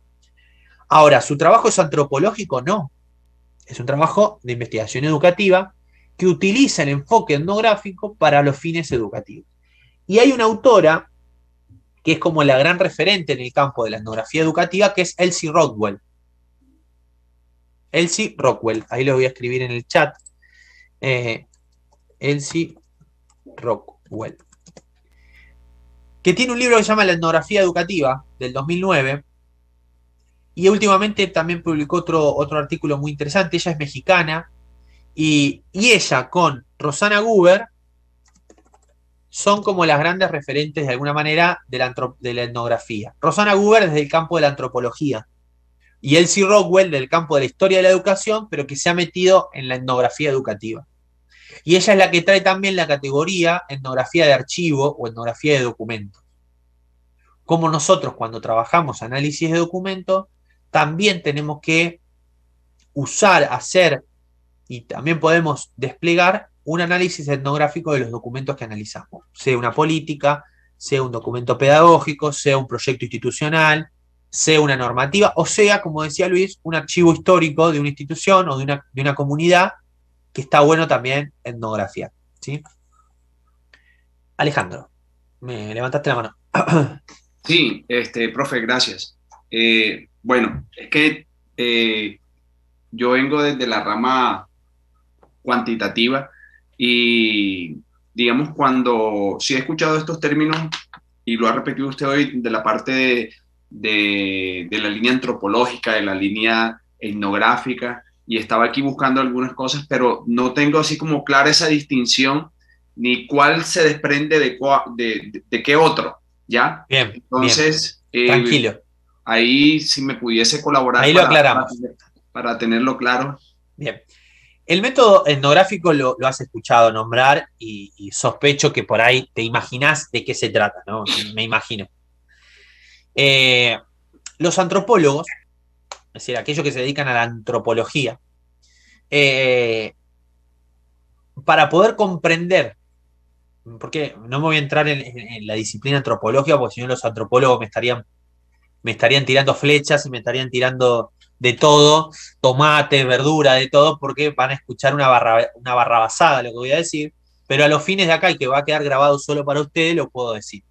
Es decir, quienes se dedican a la antropología, lo que se preocupan son por las culturas de las comunidades sociales, ¿no?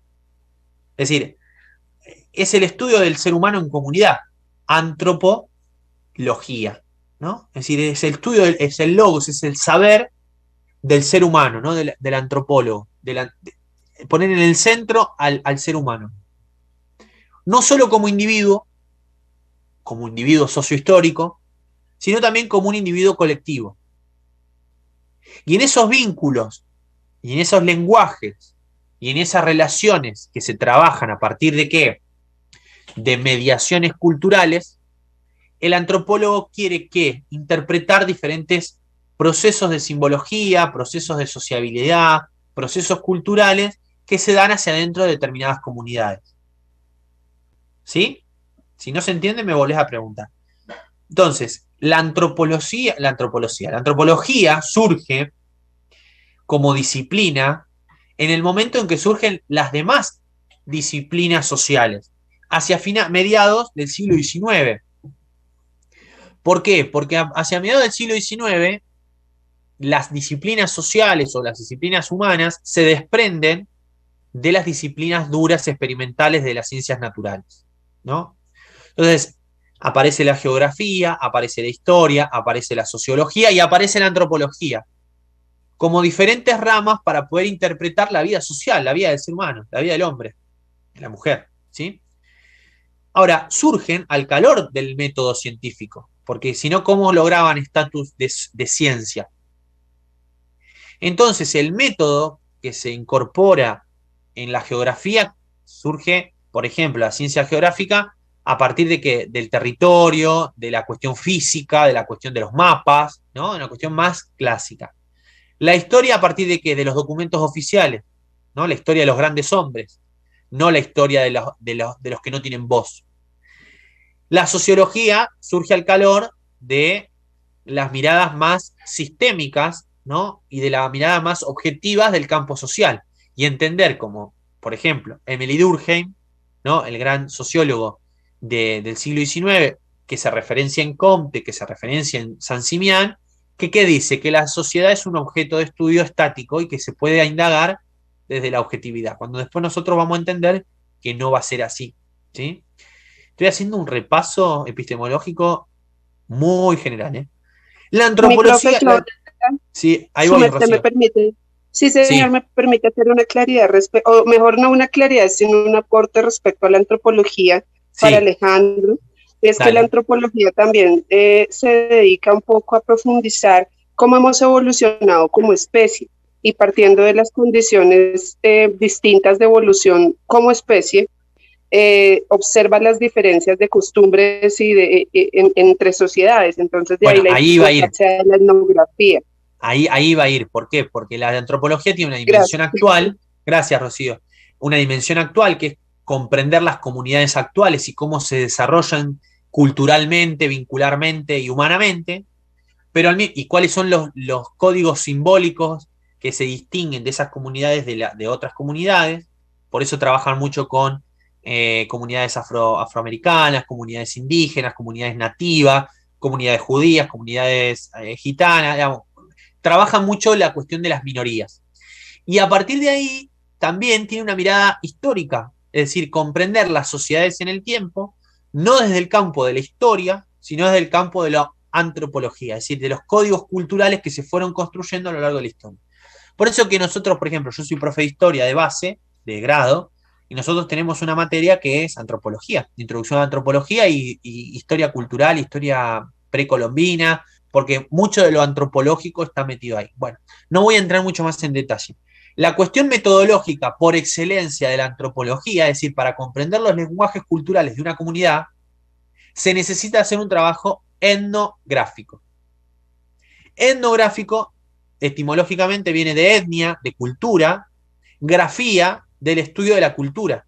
Pero para poder comprender esa cultura, necesitamos meternos y ser parte de esa cultura. Entonces, los antropólogos duros, puros, digamos, que vienen, los antropólogos, se meten en el corazón de esos códigos culturales que quieren indagar. Hablan el mismo código, viven la misma cultura, se meten, hay un proceso de inmersión profunda en ese lugar. Conviven con la comunidad, se hacen parte de la comunidad. ¿Para qué? Para interpretar después los códigos que esa sociedad tiene, ¿sí? Que esa cultura tiene. El método es el etnográfico. ¿Me seguís, Ale, con lo que yo estoy planteando? En el caso de nosotros, los que hacemos investigación educativa, no necesariamente vamos a meternos de lleno, ¿no?, a comprender la cultura educativa de una institución. O sí, pero lo que digo es que nosotros tomábamos del enfoque etnográfico, tomábamos del enfoque etnográfico, metodológicamente, que surge al calor de la antropología, para poder interpretar una etapa de nuestra investigación cuando vamos al territorio. Porque en definitiva, cuando nosotros pisamos un aula, pisamos una comunidad cultural particular.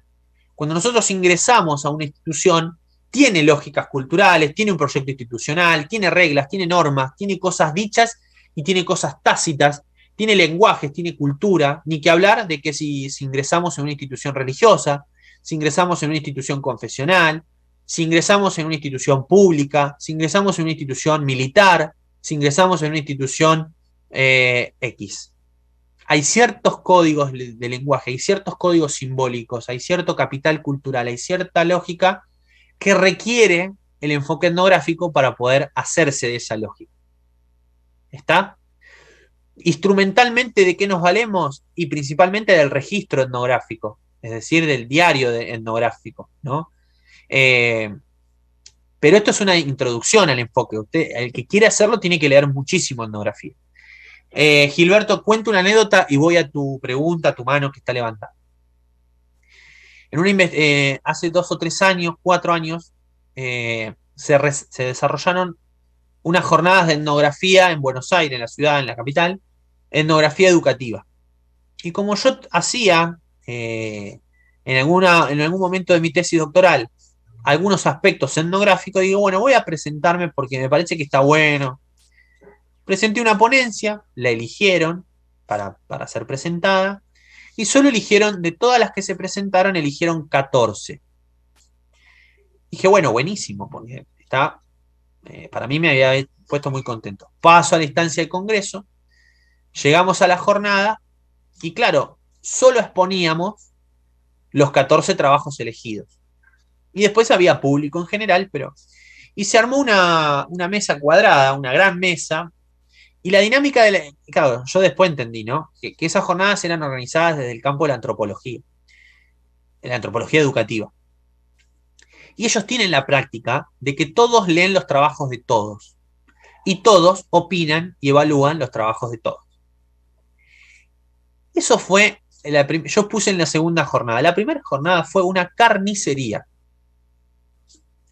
Hicieron una faena de los trabajos, ¿no? Faenaron los trabajos. Y yo lo llamé a Luis, le digo, Luis, mirá, mañana expongo yo. Me parece que me van a asesinar. ¿Por qué? Porque yo entendí cuál era la lógica. La lógica era que eran antropólogos y antropólogas que hablaban desde su campo disciplinar, desde el modo de hacer etnografía antropológica, y no de hacer un poco de etnografía. O tomar el enfoque etnográfico para ir a analizar una etapa de la tesis. Bueno, nada, el segundo día, como lo presentí, me faenaron mi trabajo, pero las devoluciones fueron en esa línea, ¿no? Y entonces, cuando terminó la jornada, llamo a Luis y le digo, che, Luis, mirá, nos mataron, nos asesinaron el trabajo, nos destacaron cosas positivas, pero... Entonces Luis me dijo, mira, tomá las cosas positivas, pero las cosas que te criticaron, tomémosla también como del campo del que viene. Porque vos no haces tu tesis no es etnográfica, tu tesis es biográfico-narrativa. Vos te valés del estudio etnográfico para enriquecer la tesis, pero no es etnografía. Y ahí me quedé un poco más tranquilo. Eso es lo que le quiero decir a ustedes. Cuidado con el uso excesivo del enfoque etnográfico. Porque la mayoría de las tesis de ustedes se va a valer del enfoque etnográfico en una etapa particular de la investigación. Pero eso no hace a sus tesis etnográficas. ¿Se entiende el punto? Bien, Gilberto.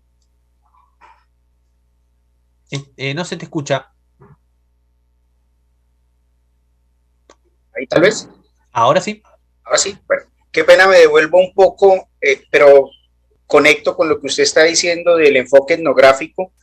Me devuelvo a la etnografía documental que usted nos planteaba desde la etnografía educativa y de las autoras que nos compartían.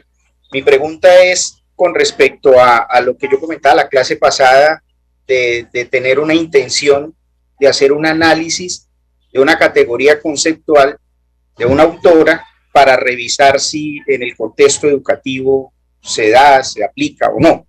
Mi pregunta es si el enfoque de mi proyecto es una etnografía, no sé si educativa o se llama etnografía documental. No sé si el enfoque general de tu trabajo. Vos podés decir, porque cuando nosotros tomamos la cuestión de la etnografía de archivo, la etnografía educativa, no hablamos de la etnografía bibliográfica. ¿Sí? Hablamos de los documentos que te aportan datos a tu investigación. Entonces, si vos querés poner como primera instancia de investigación o segunda instancia de investigación que vas a relevar datos de esa característica, desde la perspectiva de etnografía de archivo, etnografía educativa, podés hacerlo. Pero yo no me arriesgaría a decir que tu tesis es de etnografía de archivo, porque va a tener muchas cosas más. Okay. O sea, así sea, digamos que mirar esa categoría en la obra del autor o la autora. Bueno, pero ahí tenemos un tema, que tu tesis entonces no va a ser una tesis empírica, va a ser una tesis bibliográfica. Con la intención de ir a mirar al contexto si se aplica o no. ¿Cómo? ¿Cómo vas a ir a verlo? Con observación. ¿De quién? De los colegas, los profes. ¿Cómo los profes utilizan esa categoría que desarrolla esta profesora? Exacto. Bueno, pero entonces no es un análisis bibliográfico de esa categoría, sino que es la utilización o la apropiación o el despliegue de esa categoría en las clases de esos profesores, bla, bla, bla. ¿Sí? Entonces vos, evidentemente vas a tener un primer objetivo o una primera etapa en donde vos vas a tener que relevar bibliográficamente aquellos documentos que contemplen esa categoría. Pero después vas a tener que ir caminando el trabajo de campo, vas a ir a hacer observaciones, entrevistas. Entonces ya ves que te vas corriendo de la etnografía de archivo. Vos lo vas a usar al principio, pero después se va a ir diluyendo. Por eso digo que el problema grande está ahí en esa diapositiva donde empezamos a definir el enfoque de la investigación. Ahí tu enfoque es un enfoque cualitativo interpretativo. Ah, ok. Pasamos ahorita por el clínico, el etnográfico. Pero estos son los que yo les voy compartiendo, pero después ustedes tienen que elegir. A ver si puedo compartirles un cuadro resumen de mi metodología de trabajo. Yo todo esto lo paso rápido, ¿saben por qué? Porque tenemos la clase que viene y también lo tienen ustedes para ver en la página web. Mira, este es el resumen de mi metodología. ¿Se ve? Sí, sí. Parto de la investigación cualitativa, desde un enfoque interpretativo, un enfoque biográfico narrativo y el enfoque etnográfico. No pongo el enfoque etnográfico primero, porque yo el enfoque etnográfico lo utilizo en un momento puntual de la tesis.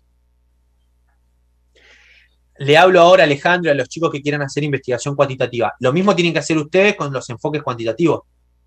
Hay un enfoque macro que va haciendo como paraguas de la investigación. ¿Se entiende? Entonces, todos tendríamos que hacer este ejercicio de cómo podría resumir mi investigación. Así. ¿Sí? Pero hay una coherencia. Entonces, yo, ¿qué le estoy diciendo a la gente que lea mi tesis? Que voy a hacer una investigación cualitativa, interpretativa, biográfico-narrativa y etnográfica. Pero la etnográfica está al final y en un momento determinado. No es una tesis etnográfica que hace otra cosa. ¿Me seguís con eso? ¿Sí? Ok, esa era la diapositiva que necesitaba. Bueno, ¿viste? Lo pedís, lo tenés. Esto es como un delivery. Bien, vamos a volver entonces a esta cuestión metodológica, porque me interesa, esto lo vamos a ver la semana que viene.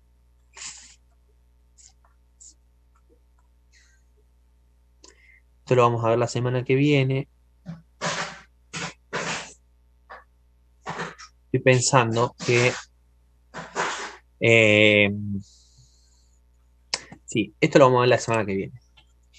Quiero volver, porque tenemos después 15, 20, quiero dejar 15 o 20 minutos para que me pregunten cosas de su tesis, de su proyecto. Profe. Lo que ustedes se tienen que quedar de este taller de tesis, además de cómo desarrollar una entrevista, cómo y jugar con todos los instrumentos que nosotros... Lo que nosotros hicimos fue abrir un abanico de posibilidades de instrumentos. No los tienen que usar todos. Porque donde los meten a todos hay un problema de coherencia.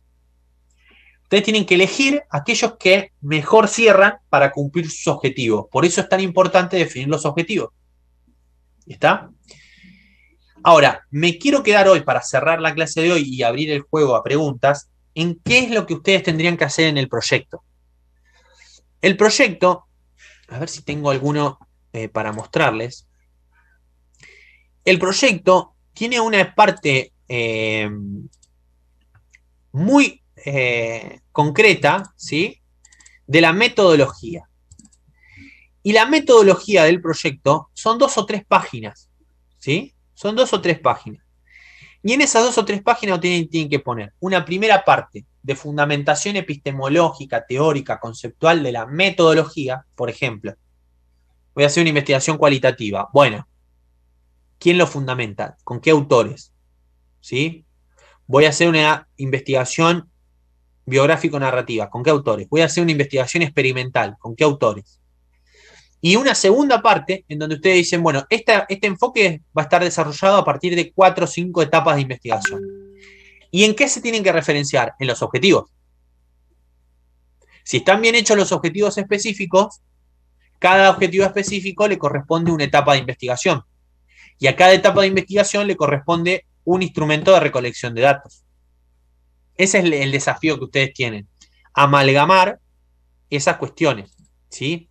Estoy buscando acá un proyecto. A ver si este más o menos está. No, este no me gusta. Acá. Profe Jonathan, una pregunta.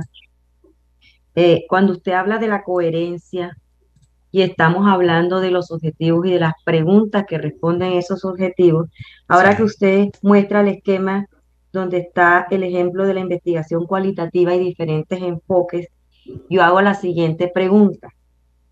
Cada objetivo, cuando ya yo voy a hacer los instrumentos, debe usarse un enfoque en especial que me sirva para responder la pregunta, para demostrar ese objetivo. No.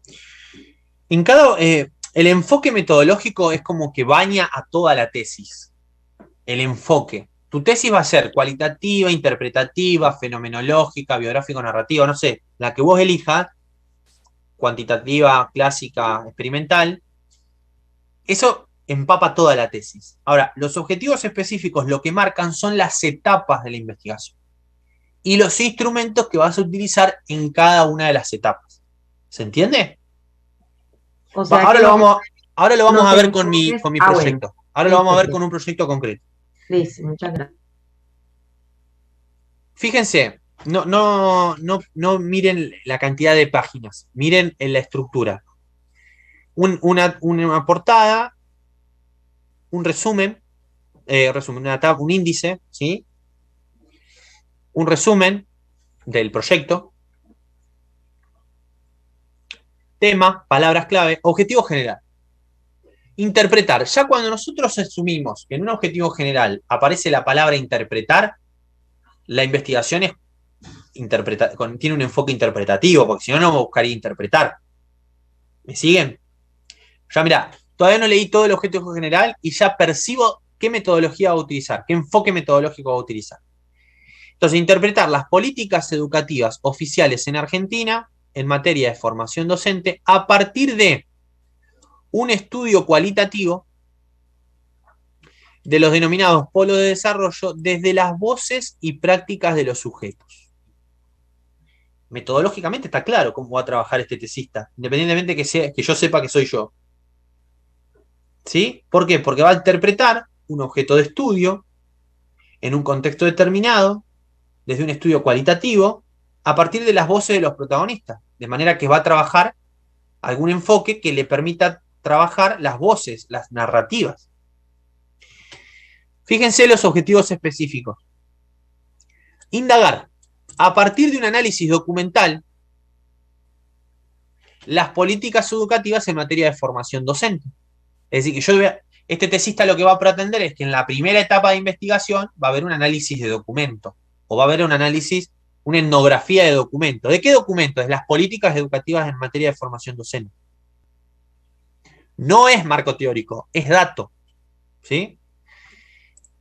Identificar las políticas de formación docente y desarrollo profesional docente a partir de las voces y experiencias de quienes, de los gestores del proyecto en sus diferentes etapas y niveles de responsabilidad, coordinadores regionales y otras instancias de concreción. Es decir, que yo ya voy a la segunda etapa de investigación, habiendo hecho todo un análisis de las políticas anteriores, y voy a tener que identificar las políticas a partir de las voces de los actores.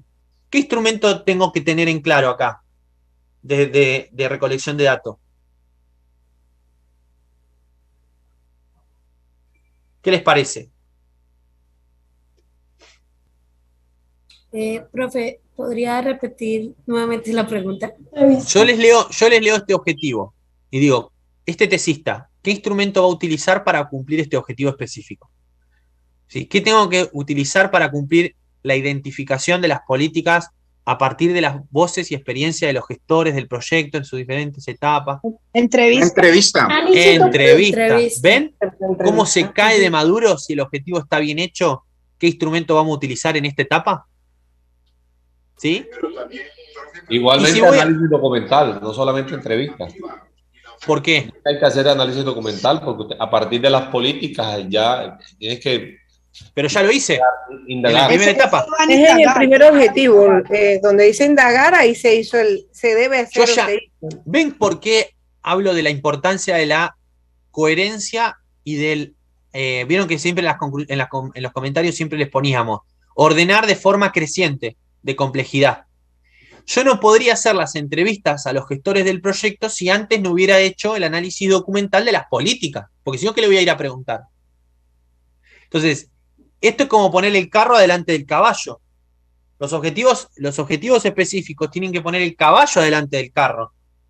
Entonces, eso es lo que ¿por qué? Porque les organizan las etapas. ¿Sí? Yo entregué el proyecto y ya sabía lo que tenía que hacer en el primer objetivo específico, que era empezar a revisar documentos. Y cuando terminara eso, ya sabía que tenía que empezar a hacer el guión de entrevista porque tenía que entrevistar a los gestores. ¿Sí? Y cuando cumplí eso, ya estaba en condiciones de analizar biográficamente la incidencia en las prácticas. Porque a partir de esas entrevistas, yo seleccioné la población, seleccioné los institutos y me fui a hacer trabajo etnográfico a esos institutos. En las instituciones sede de todo el país. ¿Se entiende? Ahora, evidentemente que este es el proyecto, no es la tesis. ¿Y la tesis qué hice yo? Muchas cosas más que esto. Pero yo siempre les digo lo mismo. Si yo no tuviera este esquema, no podría ser flexible después. ¿Se entiende lo que digo? Fíjense, esto es marco teórico, marco teórico, marco teórico, marco teórico. Quiero ir al marco metodológico. Esto está largo, habría que achicarlo. Acá, actividades y metodología. Esta investigación se centrará en interpretarlas.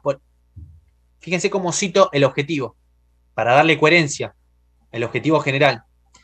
Esta investigación se centrará en interpretar las políticas educativas como una compleja articulación. Esto significa concebir a la formación docente en una lógica compleja, en su multiplicidad, en lo histórico-social, en sus supuestos, tradiciones y nociones base que la constituyen. Esa primera oración, ¿qué marca? Piensen, ¿eh? ¿Qué estoy diciéndole al lector yo en esa primera oración? ¿Qué le estoy explicitando yo? ¿El enfoque? ¿Qué enfoque? Cualitativo. No, previo a eso. ¿Qué estoy vinculando acá? Interpretativo. Pero salgan de la metodología. Una parte sistémica, profe, una No, parte. no. Piensen mejor, piensen más. ¿Qué es social? ¿Social? ¿Educativo, pedagógico? Tibio. ¿Qué La enganche estoy haciendo? La identificación que se hizo, o sea, el diagnóstico del primer objetivo. Etnográfico. No. Hermenéutico. No, salgan de la metodología. Repita la pregunta, profe, por favor. ¿Qué estoy explicitando yo en esta primera oración de este apartado? ¿Qué le estoy diciendo al lector con esto?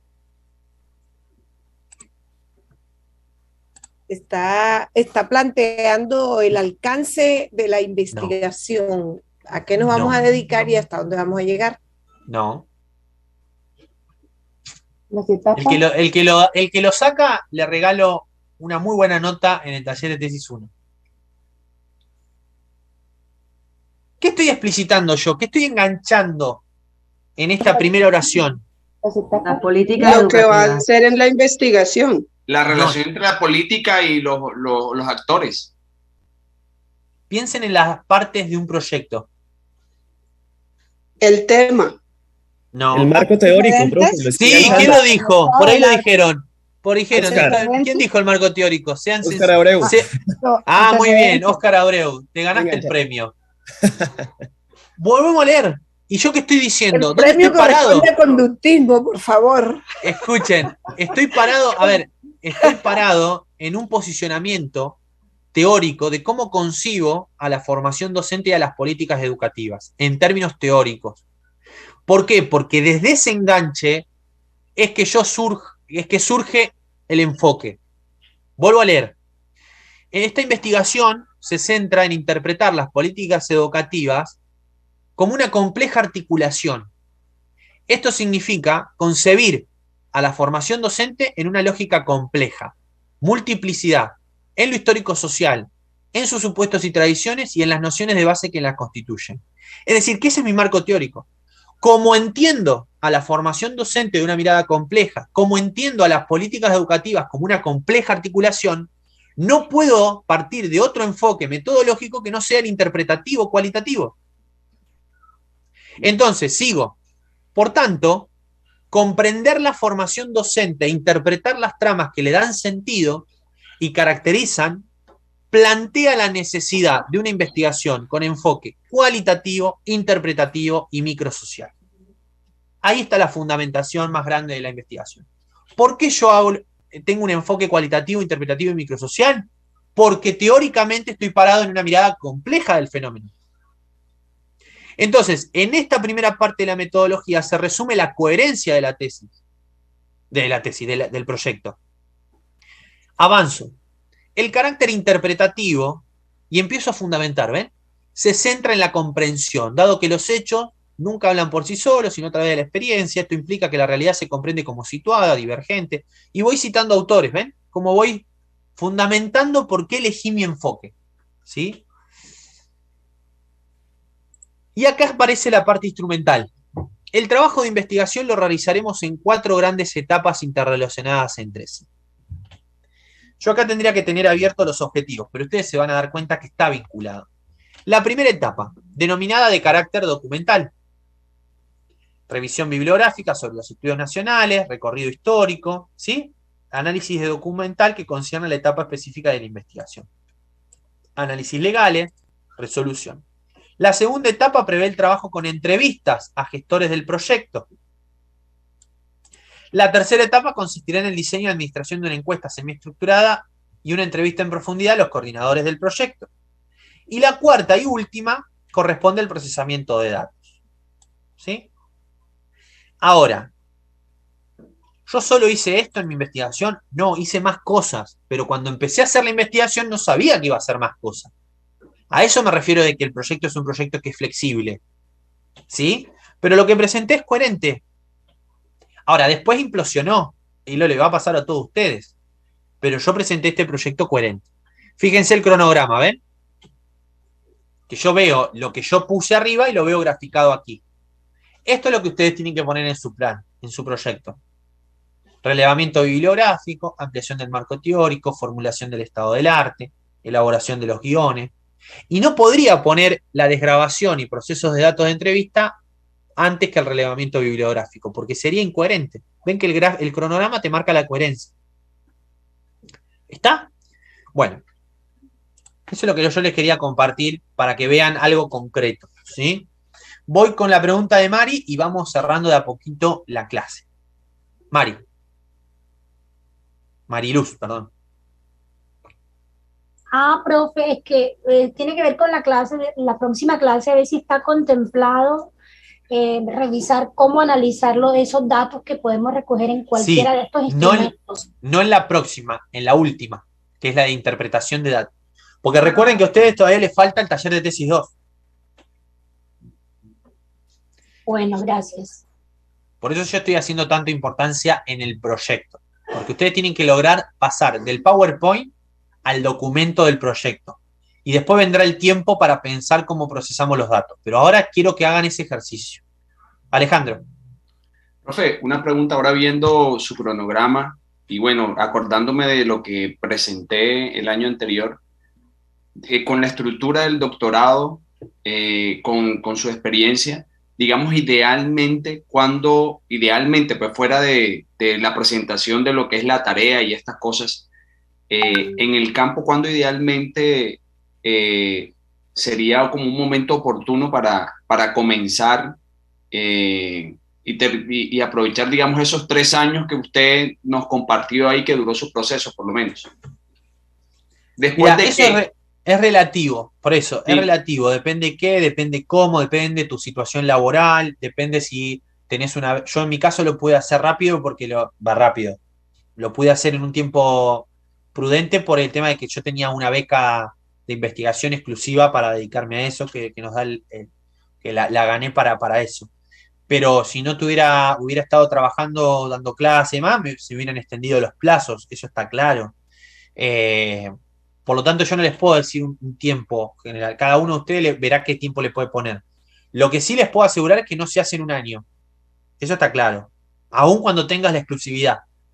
El estándar, algunos lo pueden hacer menos, otros pueden... Es dedicarle todo un año o 8 meses más o menos a todo lo que es relevamiento bibliográfico, escritura del marco teórico, del estado del arte, contactar a la institución, contactar a los actores. Después ya una vez que estén los marcos teóricos más o menos cerrados, que te va a llevar un tiempo, hay un tiempo de diseño de instrumentos de recolección de datos. Te va a llevar todo un año después hacer el trabajo de campo, porque implica coordinar con los tiempos de los demás, coordinar tus desgrabaciones, coordinar tus observaciones, juntarte con tus directores, es decir, que hay un tema ahí. Y después tenés quizá otro año, otros 8 meses, depende, para procesar toda la información y terminar de escribir la tesis, porque en el paralelo que vos haces trabajo de campo tenés que ir escribiendo la metodología, ajustando los marcos teóricos, leyendo cosas nuevas. Me parece que eso es más o menos lo que tardamos. Ustedes, de alguna forma, al cursar metodología, taller de tesis 1 y 2, transversalmente, terminan la cursada con el proyecto lo más cerrado posible. En otros doctorados, terminan la cursada y empiezan a pensar en el proyecto después de 2 años de cursada. Entonces les lleva como 5 o 6 años todo el proceso del doctorado. Ustedes van a terminar de cursar, se entiende, con el proyecto lo más cerrado posible. Entonces terminan de cursar, cierran el proyecto y ya se ponen a pensar a trabajar la tesis. O sea que después de que terminemos su seminario, el segundo. Y sí, porque imagino que ustedes salvo que tengan ya directores y vayan haciéndolo a la par. Y eso estaría buenísimo. Ok, gracias, profe. No. Bueno, queridos colegas, no sé si hay alguna pregunta puntual, concretísima, que estamos en el tiempo. Dale, Sandra. Gracias, profesor. No, habló usted el tema de los directores. Creo que la mayoría tenemos ya definido un director que nos está haciendo el acompañamiento, pero tengo entendido que también debemos tener un codirector de la Universidad Nacional de Rosario. Yo le quería preguntar a ver si usted nos podía orientar o decir puntualmente cómo se asigna ese codirector. Yo tengo entendido que desde la fundación, y siempre todas las clases lo aclaramos, se les va a enviar como un listado, se les va a enviar como una suerte de posibilidad de los profes del doctorado que podríamos asumir alguna codirección. Ah, ok. Pero nosotros no lo como sé. que seleccionaríamos de acuerdo a lo que estamos desarrollando. Sí, hay una doble selección. Ustedes por ahí pueden contactar Proponemos al profe y el profe después ve si los quiere acompañar o no, y eso depende mucho del proyecto. Ah, ok, eso sí perfecto. se los puedo anticipar. Vale. Me parece que eso sí, porque por ejemplo, yo soy uno de los que soy de tomar tesis cuando entiendo que el proyecto, el tesista sabe lo que quiere, está bien ordenado, está completo, porque si nos mandan proyectos medio así, con la cantidad de tesistas que tenemos y la cantidad de trabajo que tenemos, no los acompañamos. Okay. Pero bueno, soy sincero, digo, cuanto mayor está cerrado el proyecto, más fácil es conseguir director y codirector. Claro que sí. ¿Sí? Aunque claro después sí. haya que pulir, pero eso, ¿sí? Vale, muchas gracias, profe. Bueno, queridos colegas, yo les mando un abrazo enorme, espero que la clase de hoy les haya servido. Creo que hemos recorrido bastantes instrumentos. Les vuelvo a decir lo mismo, el ejercicio que ustedes tienen que hacer es volver sobre sus trabajos y a la luz de la clase revisar cuánto pueden enriquecer ese trabajo y comprender un poco las correcciones que nosotros les hicimos, ¿sí? La clase que viene van a seguir trabajando instrumentos, ¿sí? Instrumentos, metodología, y por ahí algunas cuestiones de interpretación, ¿sí? Y la última clase vamos a trabajar interpretación, análisis de datos y demás, ¿sí? Quédense tranquilos porque nos queda todo un taller de tesis 2. Entonces todas las cosas que no quedaron incomprendidas las vamos a volver a agregar, ¿sí? Así que bueno, les mando un beso enorme y bueno, gracias por la participación, que son las clases que más me gustan, las que puedo verlos, las que puedo intercambiar, me ayudan también a acordarme cosas que por ahí no me acordaba dando la clase y bueno, eso es lo que hace un poco más amena la cuestión. Así que bueno, les mando un beso grande y que tengan un lindo fin de. Recording stopped. Hasta luego a todos. Muchas gracias. Chao, chao. Fin de semana. Gracias, profe. Hasta luego, compañeros. Gracias, profe.